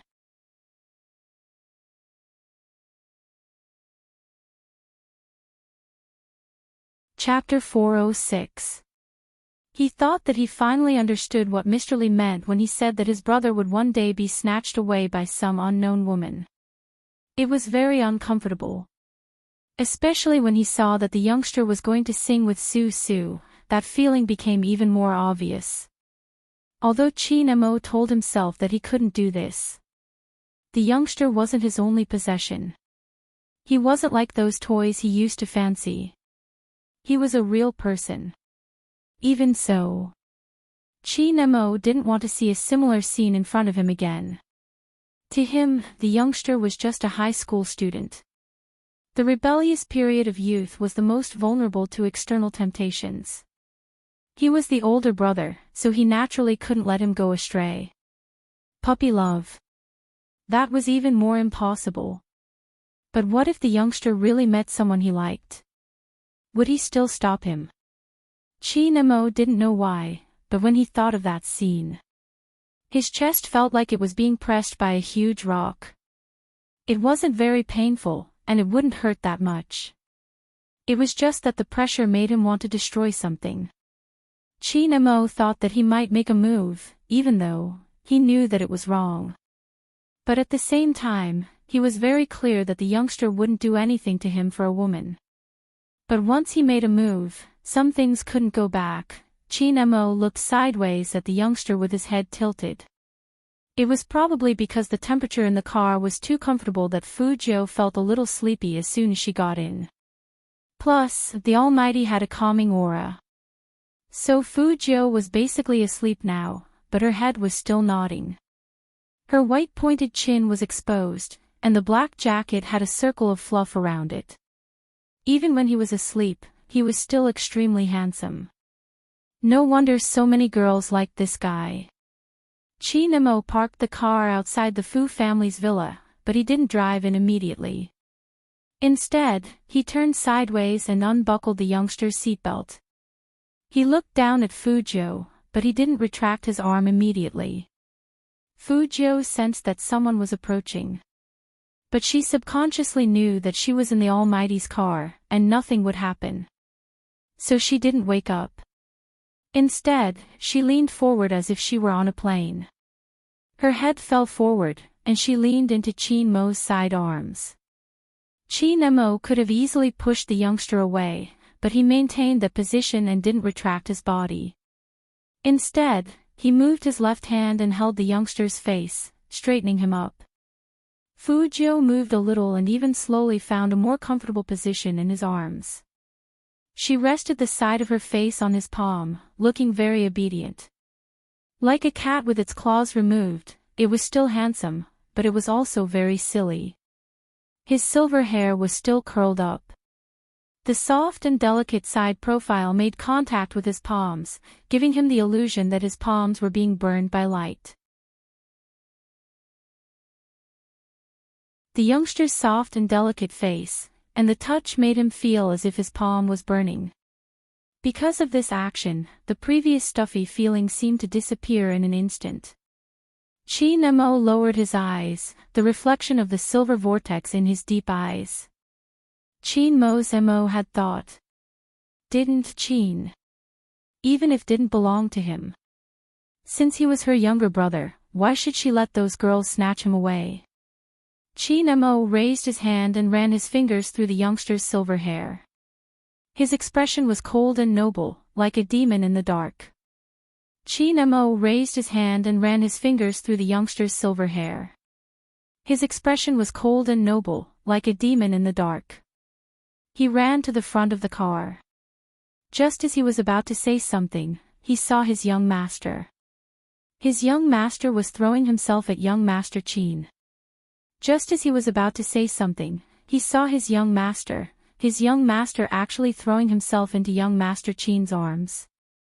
At this moment, Chen Xiaodong was invigorated. The smog didn't shock him at all. Nothing could shock him as much as this. No matter how big the blow was, it wouldn't be as shocking as this. Young master, how hard is he going to take things? He is challenging Almighty Chin's endurance time and time again. Chen Xiaodong opened his mouth wide at the stupid scene in the car. Qin Mo saw everything. His deep eyes looked up and met Chen Xiaodong's. His gaze was filled with an oppressive warning. Chen Xiaodong was about to make a sound, but it was stuck in his throat. When he saw Almighty Chin put his slender fingers in between his lips, signaling him to be quiet. Chen Xiaodong could only stand outside the car, not knowing whether to stay or leave. Only then did he realize that his young master was just asleep. Chen Xiaodong heaved a sigh of relief. It seemed like he was overthinking. Of course, the premise was that his young master didn't pretend to be asleep. But Almighty Chin was a bit too gentle, wasn't he? At that moment, Chen Xiaodong remembered the bed photos on Weibo. His eyes widened again. Don't tell me that these two people are already dating. Did Almighty Chin really get turned gay by his young master? Chen Xiaodong was still shocked. On the other side, Qin Mo had already made his move. He retracted his body and pushed open the car door. Then he went around to Fu Jiu's side and opened the door on the right. Chen Xiaodong just watched, because he didn't know what to say anymore. Qin Mo bent down with his slender legs and leaned into the car. He put one hand on the side of Fu Jiu's body, and the other hand under Fu Jiu's knees. Almighty Chin wanted to carry his young master out. After realizing this, Chen Xiaodong wanted to say something again. But he couldn't resist Almighty Chin's aura. Just as Qin Mo's breath brushed past Fu Jiu's cheeks and his fingers were about to press above her waist, Fu Jiu suddenly opened her eyes and reached out to hold the man's wrist. Qin Mo stopped and raised his eyebrows at the young man. Fu Jiu yawned lazily. I fell asleep. Slept all the way.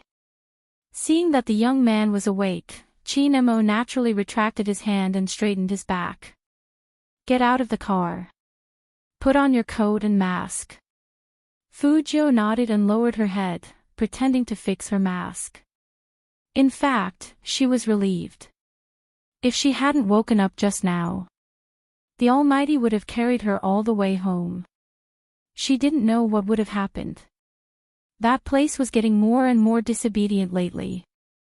The Almighty never thought that she was a girl because it was safer to wear thick clothes.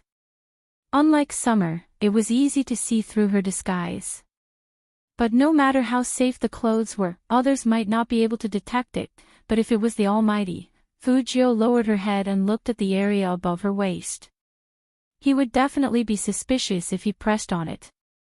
This cross-dressing thing couldn't be delayed for long. In the past, Fu Jiu hadn't matured yet.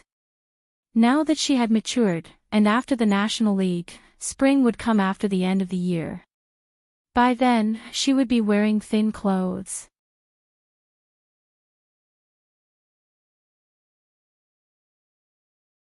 Chapter 407. Fu Jiu sat up straight before getting out of the car. Qin Mo had already noticed that the young man was extremely afraid of the cold, so when Fu Jiu came out, he naturally reached out his hand and zipped up the young man's jacket. Fu Jiu was wearing a mask. She lowered her eyes to look at the fingers that were tidying up her collar, and a faint smile could be seen at the corner of her eyes. In short, from Chen Xiaodong's point of view, his young master had never been so obedient. And Almighty Qin's eyes were lowered, and his black hair fell down. His side profile was so handsome that it was easy to have dirty thoughts. As if his young master was his possession. Chen Xiaodong shook his head, trying not to let his imagination run wild. Fu Jiu didn't think much of it. The Almighty had always been considerate, so she always had the urge to raise an Almighty at home. Unfortunately, Fu Jiu studied Qin Mo's face again and didn't know what to do. Is it nice to stare at me all the time? The Almighty's tone was very indifferent. His eyes were clearly looking at her collar, but he could even sense that she was up to no good. Fu Jiu smiled. Yes, we are the super handsome team. I thought you would say the top student team. Qin Mo took back his left hand and put it in his pocket. He stood tall with his deep eyes and raised eyebrows, which was very demoralizing. Fu Jiu. She couldn't let go of the title of top student. Change the topic. Let's go in for a cup of tea. Fu Jiu rarely invited people. Qin Mo didn't agree. He was a little absent-minded. Nah, go to bed early. Okay, see you tomorrow. Fu Jiu turned her head and glanced at her little butler. Chen Xiaodong quivered immediately and followed her. What made him look back was that Almighty Qin didn't leave immediately. Instead, he leaned against the Land Rover and seemed to be lighting a cigarette. His eyes seemed to be looking in their direction. Fu Jiu sensed it too. She turned around and pointed at her mask at Qin Mo. Qin Mo raised his eyebrows. Fu Jiu pointed at his right pocket. Qin Mo touched it, and his back trembled. The young man had left a mask for him when he wasn't paying attention. This guy. Qin Mo looked at the young man with bright eyes and white teeth in the distance, and the corner of his mouth slowly curled up. Then, in the fog. His eyes were cold and vicious, and a little deep. So, why would he give up such a good brother to someone else? After Fu Jiu's figure disappeared into the night, Qin Mo got into the car. He took the mask out of his pocket and placed it in front of the steering wheel. At that time, the two of them didn't know that there would be such a storm in the unregulated official bar. The rumors against Fu Jiu started in the wee hours of the morning. The Spade fans who didn't know right from wrong started to be led astray. Quite a number of them started to become fans of the road or anti-fans. Official bar was different from official Weibo. If such a thing had happened on the official Weibo account, Manager Feng would have received the news immediately. On the other side of the bar, it was an hour later that Agent Feng received the call. A large number of posts were discussing Spade Z's shortcomings. Some people even started to use Spade Z's name to create groups to trick fans, while the fans who really defended Spade Z were scolded as white lotuses. Some of them took the opportunity to gain popularity, while others felt wronged because of what they had done previously. All of a sudden, all of them rushed out to criticize Spade Z. But that was not the point.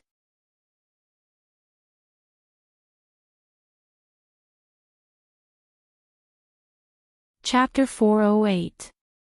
It was 4:00 in the morning when Feng Yi realized the seriousness of the situation. The country wasn't as open as overseas. In some aspects, many people still couldn't accept it. For example, if Qin Mo and Fu Jiu were flirting with each other, it was okay, but if one of them really liked men, that group of fans was bound to be ostracized. Plus this time, the number of posts was too many. Everyone on the internet knew that there were people in the entertainment industry who specialized in raising anti-fans. These anti-fans would attack as long as they were hired. What made Feng Yi angry was who had done such a thing. There must be someone who could profit from this. The only positive measure he could do was to tell the Big V not to leave. But in the face of profit, some people didn't care. They would touch the edge of the topic if they could. 7:00 in the morning. The bad comments couldn't be controlled and exploded on the official Weibo. Some people from small teams started to stir the water. What was so disgusting? How could there be such a person who liked men? Someone even wrote, I won't disband Spades's fan group since there are people joining. In other words, she was going to continue to use Spades's popularity to deceive people. But some people didn't have good judgment and couldn't understand the situation. Some people with bad intentions argued that they didn't use Spades's popularity. But the evidence was clear. Their group was created in Spades's name and many people were tricked into joining. Since morning, Feng Yi's phone hadn't stopped ringing. All of them were asking him if the post was true. Was Spades really gay? Feng Yi didn't let the situation get any worse. But he was very clear that the situation wasn't going well. But what calmed him down was Qin Mo's call. What's going on? Qin Mo's voice was still very calm, but there was a layer of coldness hidden in it. After Feng Yi controlled the situation, he said, someone exposed the fact that Little Spade used to chase a man in school, and some people criticized him for many things after he entered the Supreme Alliance. They want Supreme Alliance to have peace. Then tell them that Supreme Alliance belongs to the Qin group, not anyone else. Qin Mo's side profile was indifferent, but his ruthlessness was bone-chilling. Supreme Alliance will always have a place for Spadesy. We will live and die together. Feng Yi paused. Do we really have to be so tough? Qin Mo didn't say anything. Even through the phone, he could feel the coldness. Feng Yi understood what he meant. He cleared his throat with difficulty. I'll make a statement now. It's not just a statement.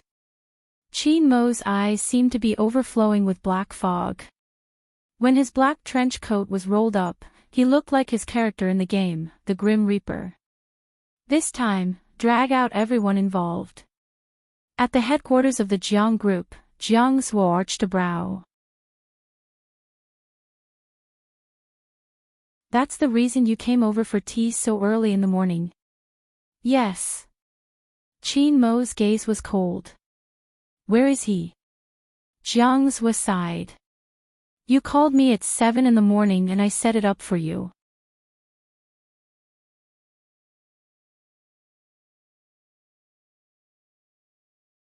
Chapter 409. On the Fu family's side.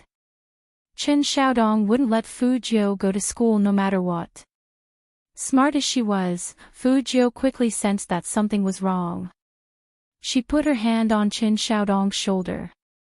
Tell me, what's the matter? No, I'm fine. Chen Xiaodong's eyes were still avoiding eye contact. He really didn't want his young master to hear those remarks. Fu Jiu curled up her lips. Is it about school? What can happen to the school? Chen Xiaodong didn't realize that he had been tricked. Fu Jiu said, that's the team's problem. Chen Xiaodong, give me the tablet. Fu Jiu stretched out her hand, looking very handsome. Chen Xiaodong hugged him tightly. You, Almighty Qin said you can't look at these electronic products. My eyes are fine now. Fu Jiu raised her eyebrows. Give it to me. Chen Xiaodong shook his head. Fu Jiu smiled. You don't want to give it to me. You want me to molest you. Chen Xiaodong's eyes widened. How could young master do this? Even if he was good-looking, young master couldn't eat the grass by his side. Fu Jiu took advantage of this opportunity to take the tablet from Chen Xiaodong's arms. She previewed very quickly. It was almost 10 lines at a glance. Chen Xiaodong comforted Fu Jiu. Young master, don't take these words too seriously. What do these people know? I'm going to the internet cafe.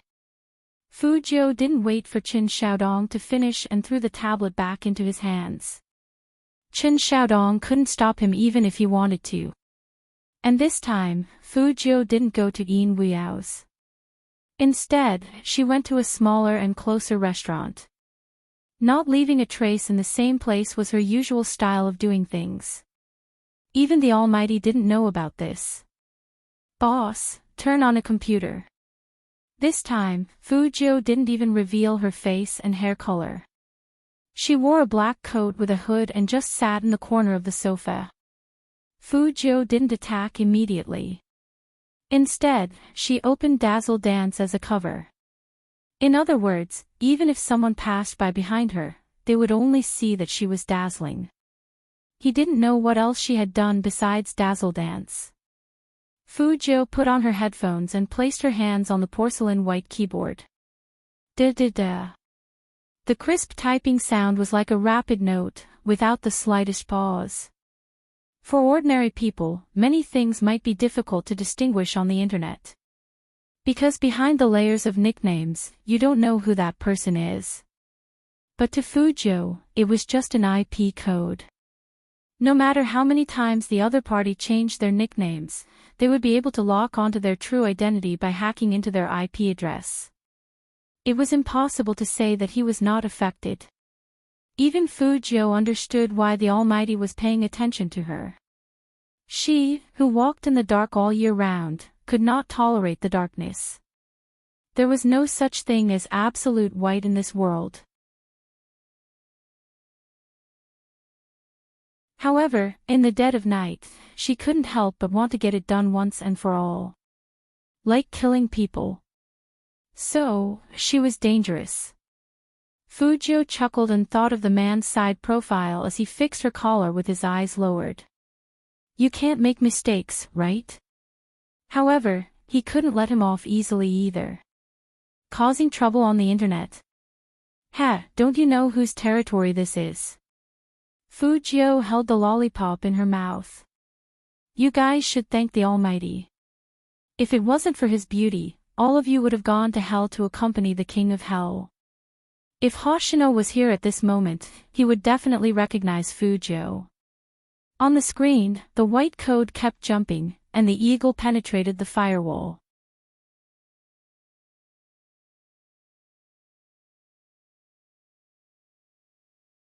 Chapter 410. 9 o'clock. There was a lot of negative news on the official Weibo. Escapades' departure from Supreme Alliance had become a hot topic. Some fans of other members also started to leave comments after being incited. Dada, you have to stay away from Escapades, or else I won't be your fan anymore. Lin Feng, Yunhu, Feng Shang, Yin Wuyao, and even Shui Yaoyao's official Weibo all had similar comments. Shui Yaoyao's eyes turned red with anger when she saw those comments. She felt sorry for the young man. She had nothing in this group of people. But because she had nothing, she didn't care. There were no words, but words. She posted a Weibo with the title, "The Escapades You Don't Understand." After clicking on the link, Shui Yaoyao's voice could be heard, very gentle and real. I was a very fat girl since I was young. I wasn't popular in school, and I was even ostracized. I was slandered as a thief. If it wasn't for a young man who appeared and told the public that justice might come late, but it would never be absent, I would still be carrying the crime of a thief for the rest of my life. I'm so glad that he appeared. When someone disliked me for being fat and didn't want to play with me, when everyone laughed at me, this young man used his gentle strength to take me to the esports selection contest, and completed the dream that I could never achieve in my life. I think that is the life I want. If Escapades leaves Supreme Alliance, I will leave too, because my dream was given by him. Count me in. Feng Shang quickly followed, and when he reposted Shui Yaoyao's Weibo, he sent a very low voice. Actually, I'm very, very afraid to speak to everyone in this way. You guys should have heard it, I stutter. Because of this problem, there are many things that I don't dare to do. Until I met my idol, he said that stuttering is nothing, it's very, very cute. And he also likes to call me Baby Feng. If there are people who, because of my relationship with him, they won't be fans anymore, then so be it. Yin Wuyao sat in front of the computer with a cigarette in his mouth. He was the least talkative. I came back because someone told me, so what if I'm old? I can still shock the esports world when I'm old. Since this person is going to be forced out, then I'll come back to be the boss of my internet cafe. The voices of the three of them really brought a lot of shock to the fans. Many people were asking if they were wrong. But how could the Cali team ask them to lower their voices at this time? He immediately sent a message using his alternate account. Supreme Alliance will not be threatened by you. You are just 3 rookies and you have so much to say. Never in their wildest dreams would they have thought that as soon as they said those words, Yunhu and Lin Feng sent a voice message at the same time, using the same official Weibo. Yun Feng couple. F***ck your grandpa, they're obviously the Feng Yun couple. Lin Feng was still unconvinced.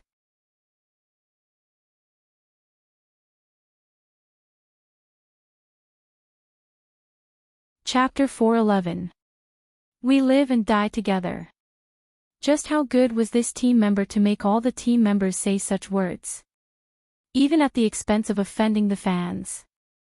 The Cali team was dumbfounded when they saw the situation.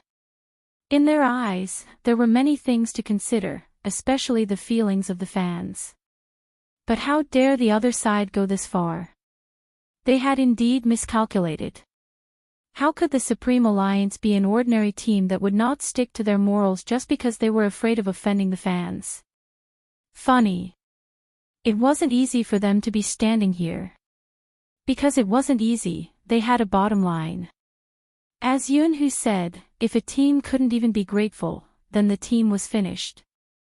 Mountains and rivers. The National League. They must go together, no one missing. Because of this voice message, the wind on the internet began to change. People's hearts were made of flesh.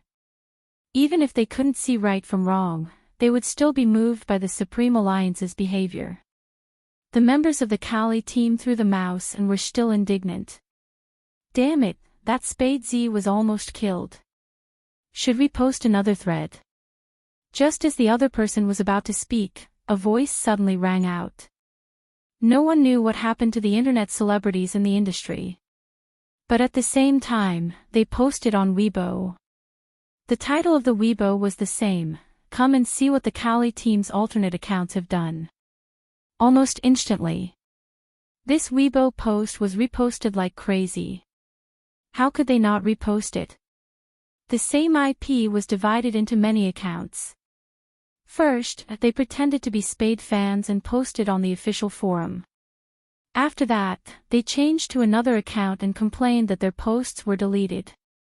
Even the fake Spade fan group was created by them. Why did everyone know so clearly? Because the publisher was very considerate. When posting the pictures, he marked everyone with the same IP address with a red arrow. The most shocking thing was that there was a voice message on it. The content of the voice message was, "Damn it, that Spade Z was so close to dying. Should we post again?" It was a clear conversation, and even the voice could be heard. It wasn't like the Cali team hadn't broadcast before. Even if their fans wanted to speak up for them, they didn't have the face to say anything. He had been caught red-handed.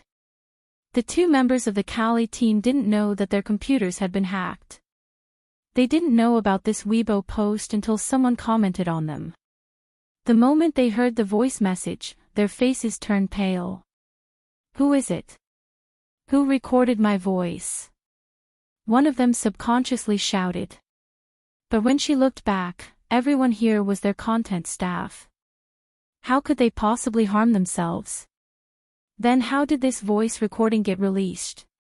At this time, in an internet cafe street on West Street, the black-masked youth's fingers flew across the keyboard, and several computers around her entered a state of attack. Even the owner of the internet cafe didn't know when his machines had been charged and started operating. How strange. As his voice fell, Fujio put on the hood of her coat and stood up from the chair.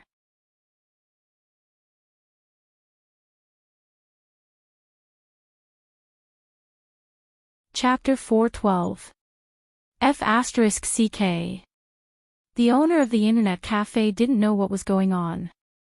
He kept hitting the computer mainframe. Fujio had already walked out of the alley. The trend on the internet had completely changed. But the Cali team was shameless to the extreme. They didn't want to admit it even after being exposed. Maybe they were confident that they wouldn't be responsible for what they said on the internet. But was it true? Not necessarily. Don't treat everyone as fools. Some people were indeed confused. But that was only a very small number of people who had bad values. Under the trend, everyone asked the Cali team to come out and apologize. They used my Big Spades name to build a fan group. They said they were supporting me, but they were actually slandering me. Who gave you the right to be so arrogant? One person with multiple accounts just to make my Big Spade leave the Supreme Alliance. What a good scheme. Such a team doesn't have the qualifications to participate in the national competition. What a sharp contrast. Look at the Supreme Alliance and then look at you. You are all esports players. Can't you just play games? Why do you have to harm others? Upstairs, you don't understand. First, they used Spade to attract fans, and then they drove Spade away. In the end, they were the ones who benefited. I saw the screenshot and listened to the recording. How despicable. I only have one word for the Cali team. Get out. The girls who refused to admit it didn't even dare to turn on their computers after being bombarded with comments. What's wrong with this group of people? I also saw that they are not Spadesies fans. Does this have anything to do with them? Only an idiot would ask such a question. Perhaps the Cali team would never understand it. Anything that touched the bottom line, people would always stand on the side of justice. It didn't need anyone to organize it, and it didn't need to be anyone's fan. It was human nature.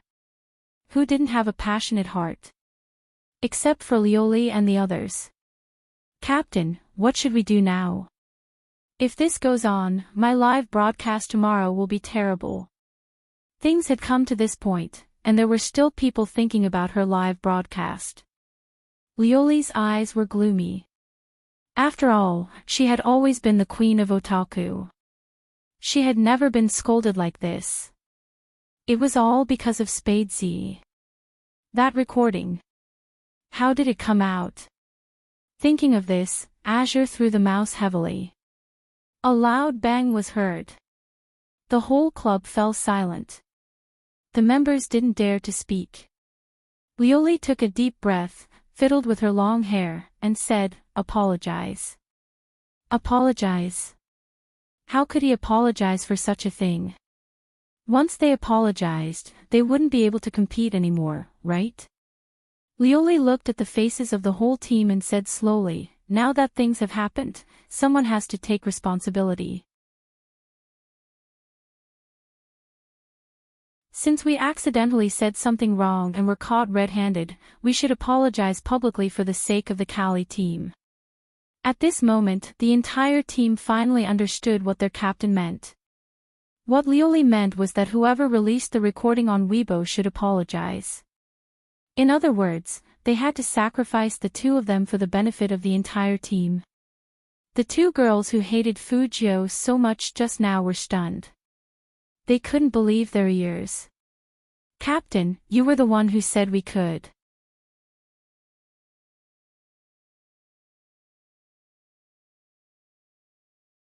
Chapter 413. Then, she glanced at the whole team. "I think everyone has the same idea as me. After all, the National League is coming. Or do you want all of us to leave with you? That's impossible." "Yes, impossible." Someone walked over and said, "Go and apologize if you're so careless." "That's right. Don't drag us down. We still have to compete." The two girls really couldn't describe their feelings at this time. They never thought that their team members would use the method they used on Spadesy to deal with them. It was obvious that everyone had done this together. Why did they say that they were dragging everyone down? Just because their voices were recorded. You. I won't apologize. One of the girls shouted, if you want to apologize, everyone should apologize together. Lioli stood at the side, her face expressionless. That's not up to you. Turn on the computer, the accounts should be automatically logged in. At this moment, the two girls realized that they had to do it. Because, from the moment the accident happened, not only their captain, but also their teammates who were good friends had decided to make them the scapegoats to take the whole thing. That's right, how could they have forgotten? Not all teams were like Supreme Alliance, able to live and die together. Lioli had a good plan. After the two team members released the news, she went on Shangguan Weibo. Only then did she go on Shangguan Weibo. The statement read, there is a problem with the Kali battle team. As the captain, I also have some responsibility. I didn't realize in time that there would be such people around me. Now, I have removed the problematic members from the Kali battle team. I have also set up evidence. It had to be said that Lioli's move was beautiful. Because soon, there would be people comforting her. Even some of Escapades' fans felt that she didn't have any responsibility for this. This attitude was very good. But was it really like this? Obviously not. But Lioli still missed one point. Yun, who had already said in the message that Almighty Qin was busy with other things. Since he had decided to make a move, of course, he wouldn't let it go. It was almost 10 o'clock. In a Starbucks coffee shop in a shopping mall.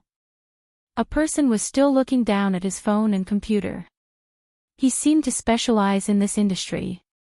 The Weibo page was still open on the screen. However, his mind wasn't on that at the moment. The direction of the internet had already begun to change. No matter how hard he tried to pull it back, it would be difficult. It was all that Shui Yaoyao's fault. When she wrote that paragraph, many people would resonate with her. That would be wasting the best opportunity to attack.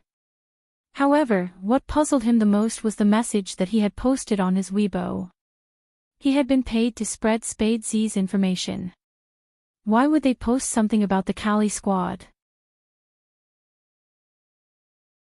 During those 5 minutes, he couldn't log into his account no matter how hard he tried. It was the same for his friends. All of them showed abnormalities. What was going on? Even if he wanted to help the Kali team, he could not. That was his boss. However, his boss was pretty good, especially Captain Luli, who knew how to speak. Pushing two people out to appease the anger of the masses was the right thing to do. Looking at the storm on the official Weibo account that had basically subsided. The man picked up the phone and glanced at it. Strange, why isn't the big client here yet? As soon as he finished speaking, there was a swoosh. The chair in front of him was pulled out.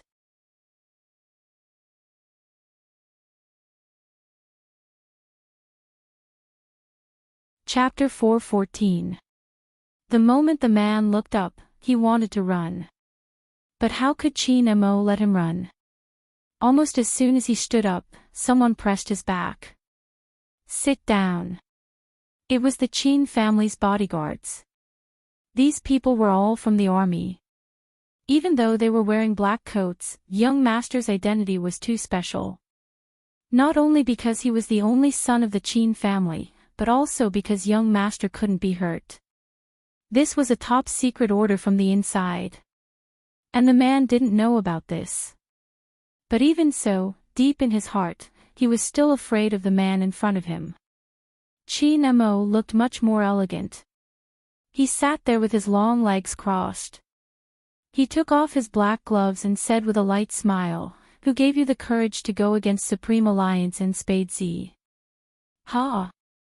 Young Master Qin, this is a misunderstanding, it must be a misunderstanding. How would I dare to go against Supreme Alliance? Of course, the man wanted to deny it. Qin Mo tilted his head and smiled. Misunderstanding. Then let's talk about the law.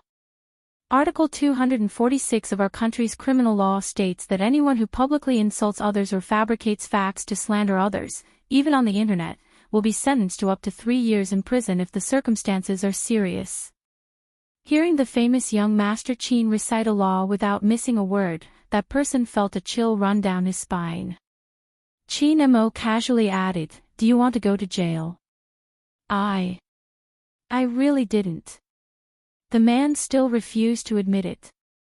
Chin Mo played with his silver lighter in his hand and glanced at the bodyguard with a light smile. The bodyguard raised his hand and punched the man in the stomach. Ugh! The man's whole body curled up in pain. Chin Mo was still like a rich young master drinking coffee. Using Escapades' popularity to create a group to attract fans. Internet fraud carries a sentence of up to 15 years in prison. How long do you think you will stay in prison if you are charged with all these crimes? The man subconsciously refuted, "I didn't create the group." They asked if I could do something. Just as he said this, the man realized that he had fallen into young Master Chin's trap. Chin Mo lowered his eyes, and even the corner of his mouth was cold. Kali team. The man was really scared because he had never seen young Master Chin like this. He was so scared that even his voice was trembling. Yes, it's them, but now someone has come out to apologize. Finding 2 scapegoats is an apology. Chin Mo was just sitting there, but the pressure was strong. It seems like you don't know me well enough. The moment he finished speaking, the bodyguard immediately understood and punched the man's stomach again. The man was in so much pain that he broke out in a cold sweat. He begged, "Young Master Chin, I'll talk, I'll tell you everything. I was just paid to do things for them."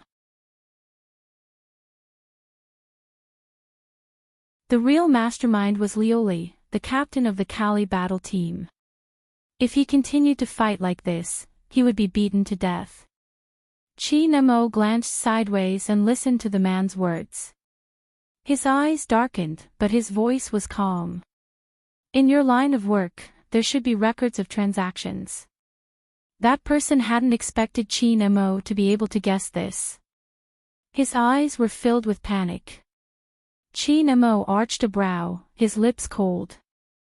That person was afraid that young Master Chin would make another move, so he hurriedly took out his phone. "I'll send a screenshot of the transaction."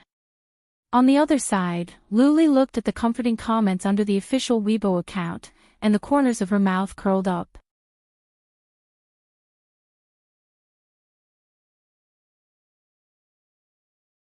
Chapter 4:15.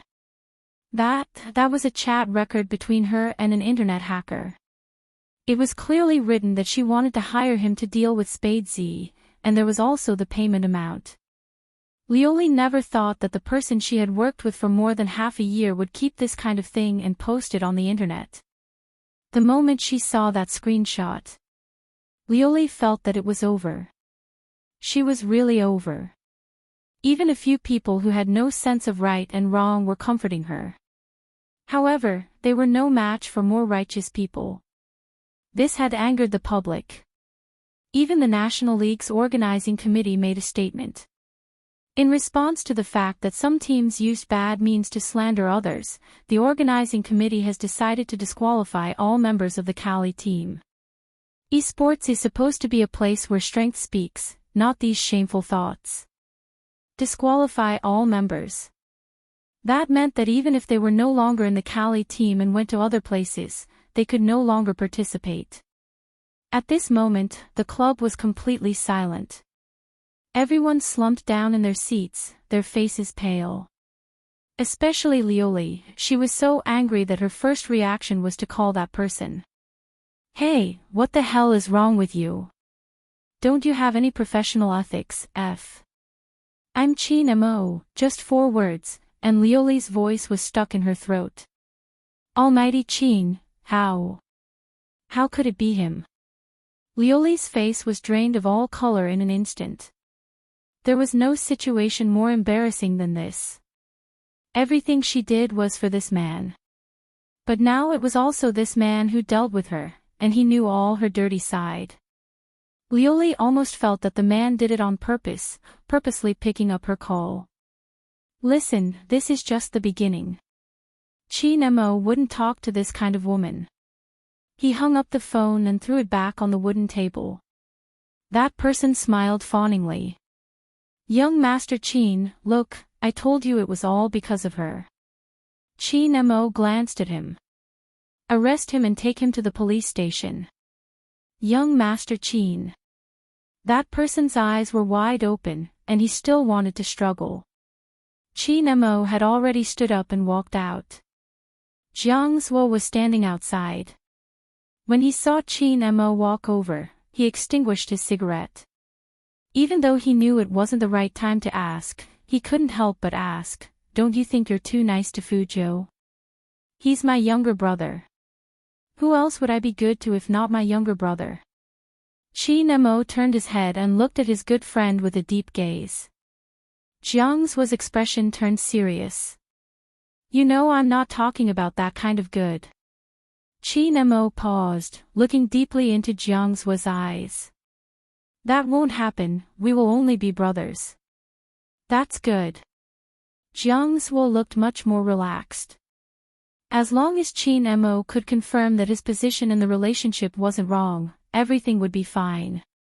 After all, it wasn't easy to take detours. But, it was very strange. Why didn't the main character appear today? It wasn't that Fuzhou didn't show up, but she showed up at the most suitable place for her to appear, Fu's company. The top floor was where the shareholders' meeting was held. Today, the Fu's enterprise was bustling with activity. In Su Mei's words, everyone present was the boss of the Fu's enterprise and had the right to decide the future of the Fu's enterprise.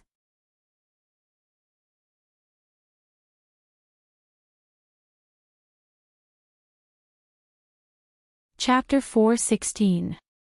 As we all know, the Fu Corporation is in desperate need of fresh blood to improve its brand. Su Mei was dressed in professional attire, looking very elegant. The esports industry, including the peripherals of the esports industry and online live streaming, all of these are immeasurable profits. It's a pity that our generation is old. Even if we have the advantage in making decisions, we still don't understand what the users really want.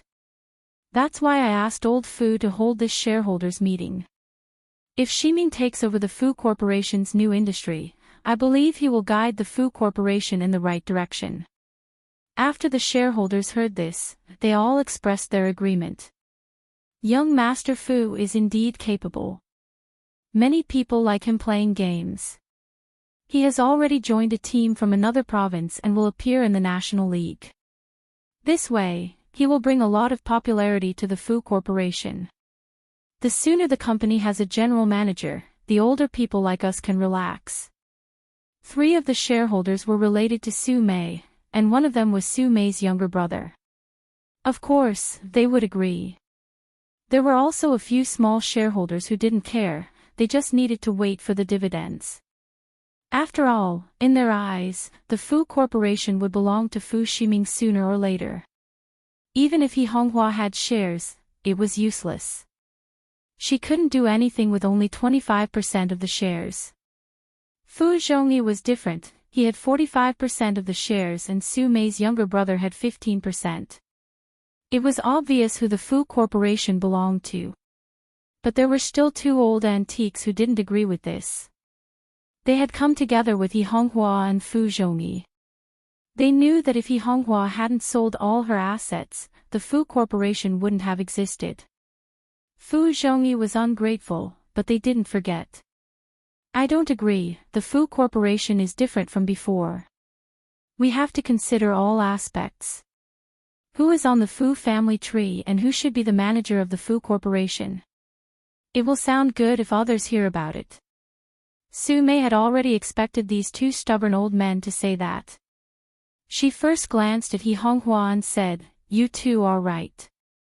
However, if Sister Honghua's son could make a name for himself, I wouldn't let Ximing come to the company. Now, there was a rumor going around on the internet. How could a boy chase after another man? He did join the Supreme Alliance, but I'm guessing that after today, Joe will be kicked out. So how can he be the manager of the Fu Corporation with such an immoral image? You. Before He Honghua came, she had been prepared to let Su Mei humiliate her. She was also very clear that things were not the same as they were in the past. Since the secretary was the mistress, she would not have the right to speak at the shareholders' meeting. It was a very straightforward reason because her shares couldn't compare to Fu Zhongyi's. As for Fu Zhongyi, He Honghua had long given up on such a man. But she knew better than anyone how obedient her Jiu was. She couldn't stand anyone splashing dirty water on her child. This was a mother's nature. Who are you calling immoral? He Honghua's round body stood up and she smiled coldly. You are a mistress. Do you have the face to talk about others? Su Mei immediately shrank back. He Honghua clearly didn't do anything to her, but it was as if she had been hit by He Honghua. Fu Zhongyi couldn't bear to let her go. He stood in front of Su Mei.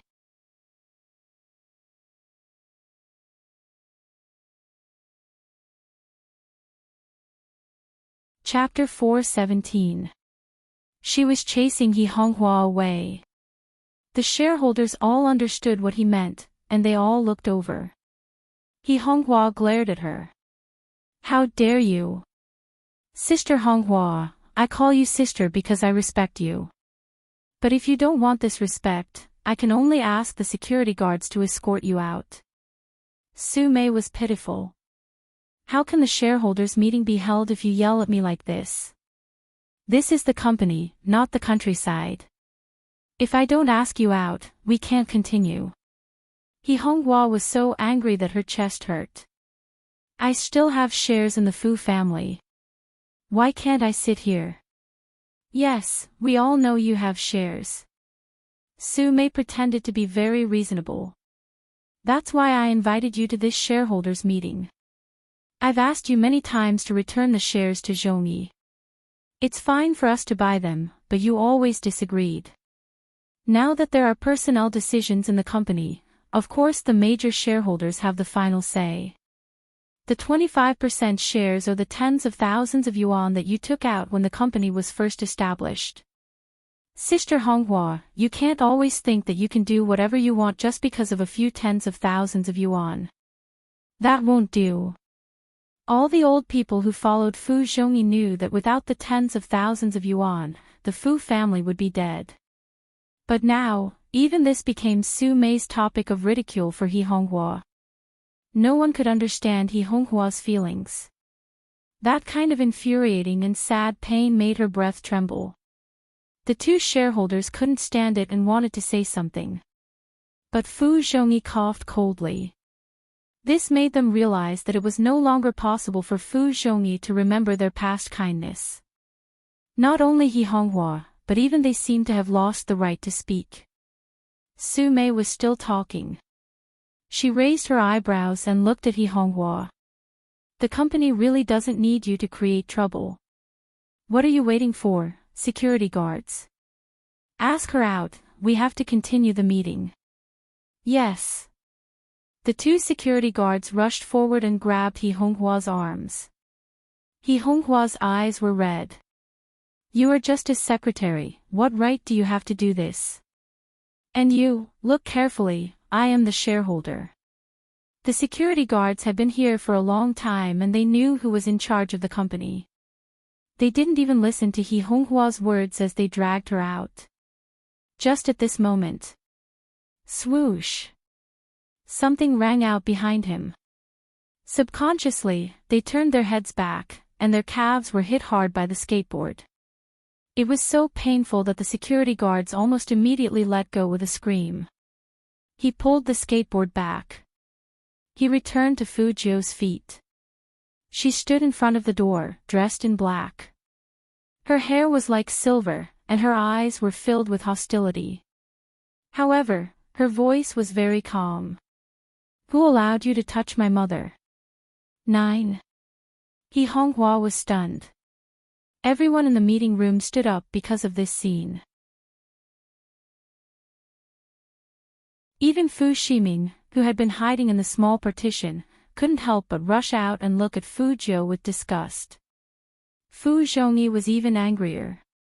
He didn't leave any face for Fu Jiu and blasted, "You wastrel, how dare you show up? Look at all the shameful things you've done. Chasing a man all over the school. All of you, scram. Take your mother with you."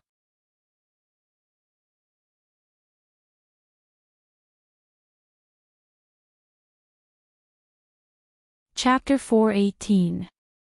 Su Mei knew how to behave. She quickly grabbed Fu Zhongyi's arm and tried to calm him down. She said to Fu Jiu, "Your dad's health has always been poor, and you're still so mad at him. Everyone here is your elder. It's fine if you're rude, but you even brought a skateboard here to hurt people. This is not a place you should be. Auntie advises you to leave. Otherwise, it won't be good for you and your mom." Hearing that, Fu Jiu tilted her head and smiled. She stood in front of He Honghua and put one hand in her pocket. She looked down at Su Mei. "Since you're a secretary, you should just stand there and do your job. This is a conversation between the Fu family. It has nothing to do with you." "You?" Su Mei narrowed her eyes. "Fu Jiu, how come you've become like your mother? You don't care about the occasion. I'll say it again, this is a shareholders' meeting." "You," Fu Jiu interrupted her before she could finish. She was playing with a USB in her hand, and her voice was very calm. "It is precisely because this is a shareholders' meeting that I am warning you to do your job as a secretary. Otherwise, get out of here. You unfilial son." Fu Zhongyi heard Fu Jiu's words and became even more ruthless. "Call security. Call all the security guards downstairs. Do you think this is a place where you can cause trouble?" Su Mei's face turned cold, and her eyes were filled with coldness. No one had ever told her to get out of here.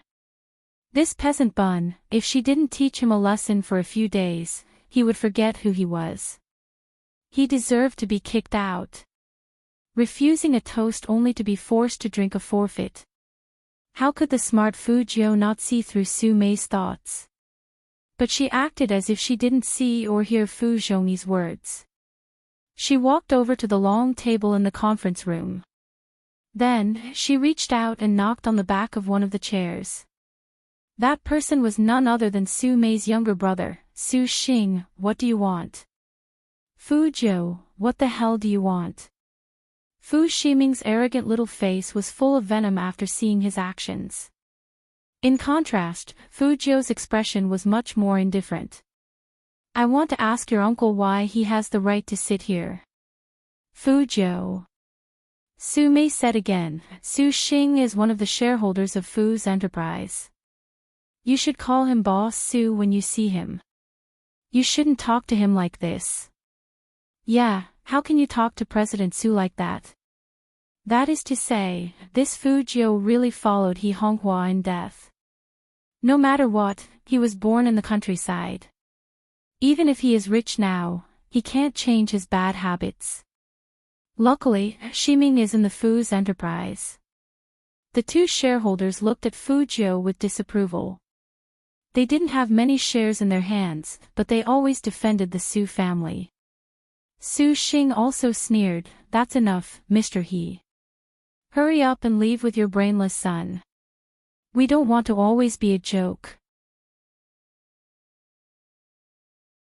Every time the shareholders' meeting was held, He Honghua would receive all kinds of ridicule. She would always clench her fists and tell herself that she had to endure for Joe's sake. But now, Joe was standing in front of her, that group of people. He Honghua couldn't stay any longer, not because she couldn't stand it, but because she was afraid that Joe would be wronged. But just as she was about to reach out her hand,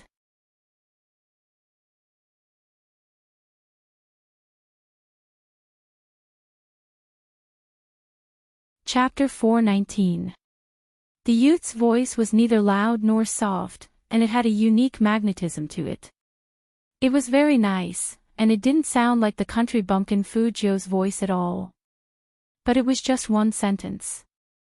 This caused Su Xing's entire body to tremble, and even his expression to change. He, who was originally stained with the smell of alcohol, now looked a little shaky. Where was his previous steady appearance? Fujio laughed, but her eyes were cold. It seems that CEO Su has remembered. You. Impossible, it can't be you. Su Xing's lips were pale. Su Mei immediately felt that something was wrong. What do you mean it can't be him? Ah Xing, what's going on? No. Nothing happened. Su Xing's gaze was evasive. Fujio slowly pulled out the leather chair and sat in his previous seat. She looked at Su Mei and said 6 words handsomely, "That's it." That was a seat that only shareholders were qualified to sit in. It couldn't be what she thought. How could this be? Ah Xing, say something. Su Mei couldn't hold it in any longer. Su Xing stuttered and didn't dare to look at her sister. Finally, she pointed at Fujio angrily. You did it on purpose. You set me up, didn't you? Otherwise, how could I have lost so much that day? In the end, when he lost, he impulsively mortgaged his shares, just to get his money back. He wanted to mortgage it first and then redeem it, but he didn't expect that the other party wouldn't return the shares to him. Su Xing thought that the other party was dissatisfied with the price, so he planned to negotiate again today. How did this kid become the shareholder? Fujio crossed her long legs, looking vaguely like a CEO. Boss Su, that's too much. Did I hold a gun and force you to gamble? You are the one who did not take the shares of Fu's enterprise seriously and mortgage them as you please. After all, your shares are different from my mother's. When President Fu established the Fu Corporation, 90% of the money was provided by my mother. Later, when the Fu Corporation was robbed, my mother took out her remaining money to finance the company and became one of the shareholders. At that time, the Fu Corporation was not worth much, and even if it was rotting on the street, no one would know. My mother was obviously trying to save people. At that time, there were 2 uncles who fought together with her. These people's shares were obtained with blood and hardship, so they cherished it even more. Even if one day they couldn't continue living because of a mistress, they wouldn't think of selling their shares. President Su's shares are different. Just because he has a 3rd sister who is good at pillow talk, he obtained 15% of the Fu Corporation's shares. Of course he can mortgage something that he obtained so easily. You. Su Xing was so angry that his face turned red. Fu Zhongyi and Su Mei's faces darkened. Fujio's words tore the faces of the 3 of them apart, both inside and outside.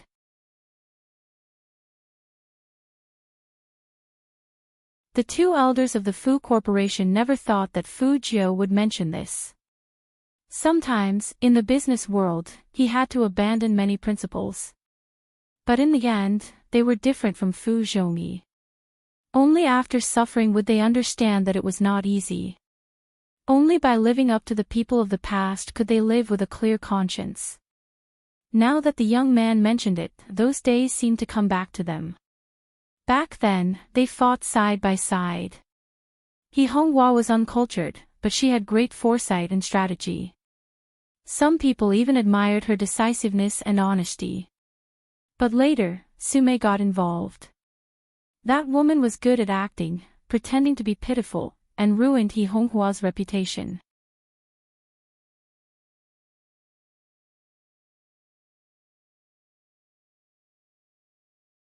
Chapter 420.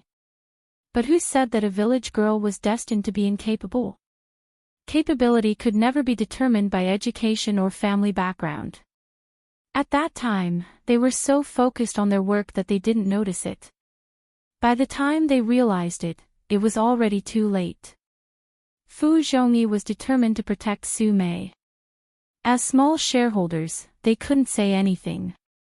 They thought the result this time would be the same as the previous years. But what they didn't expect was that there would be such a twist. In fact, even He Honghua herself was stunned. "Joe, you asked me for money 2 days ago to buy shares." "Yes." Fu Zhou chuckled. "I bought it for you as a birthday present. What do you think, Mom? Are you satisfied with this birthday present?" Of course, Fu Zhou wouldn't tell He Honghua that targeting Su Xing was a plan she had ever since she got her computer out of the hospital. But she had to wait for the right time. And the day she came back from Tokyo was the perfect time. Gamblers couldn't quit gambling for the rest of their lives. She and the Almighty used all the money they earned from clearing games to set up this trap. The Su family members who bullied He Honghua. How could she let them be free and unfettered? It was just that every mature hacker would leave no trace when they killed someone. Fu Zhou was the same. Her plan was meticulous. Every word she typed was a trap. That was her. Even Interpol couldn't do anything about it. Hacker Z. He Honghua looked at the youngster in front of her, and her eyes turned red. Birthday present. So this was how it was given. She was Joe, really, Mom likes it very much. He Honghua sniffled, and her cheeks were puffed up. Fu Zhou shook her finger. It can't be just this. As she spoke, she stretched out her hand and turned He Honghua's body to face Su Mei, who was standing opposite them. She raised her eyebrows handsomely and said, "Mom, come on, let's play something more fun. Didn't the mistress just kick you out?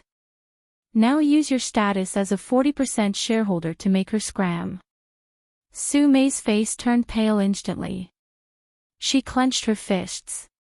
"Fu Zhou, your mom doesn't have this right." "She does."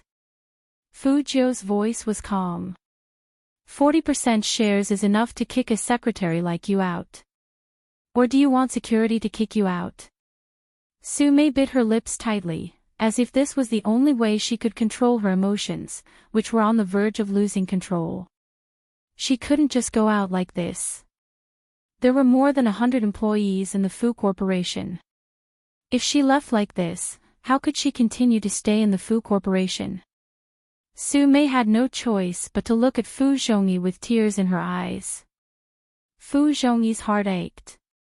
He turned to Fu Zhou and said, "Who dares to touch the security guards? So what if I have 40% of the shares? Su Mei is my secretary, and I am the chairman. It's not just 40%. At this moment, the two old men who had been wanting to talk stood up and walked behind Fu Zhou. "And 5% of our total." In that instant, even Fu Zhongyi's expression changed. You guys, loyalty. One mustn't forget one's roots." Those were the exact words of one of them. But Fu Zhongyi didn't listen. He felt like he had been betrayed, and he looked at Fu Zhou in exasperation. "You've really grown up. If I knew that I would raise an ingrate like you, I might as well feed my money to the dogs." "Zhongyi, don't be angry." Su Mei was still pretending. "You're tuning into the LoveLore Library YouTube channel. We're so grateful for your support, and don't forget to subscribe to join us on this incredible journey through captivating stories. Your generosity through donations truly makes a world of difference, as it's the primary source of revenue that allows me to expand and enhance this channel for you. Thank you from the bottom of my heart for being a part of this adventure.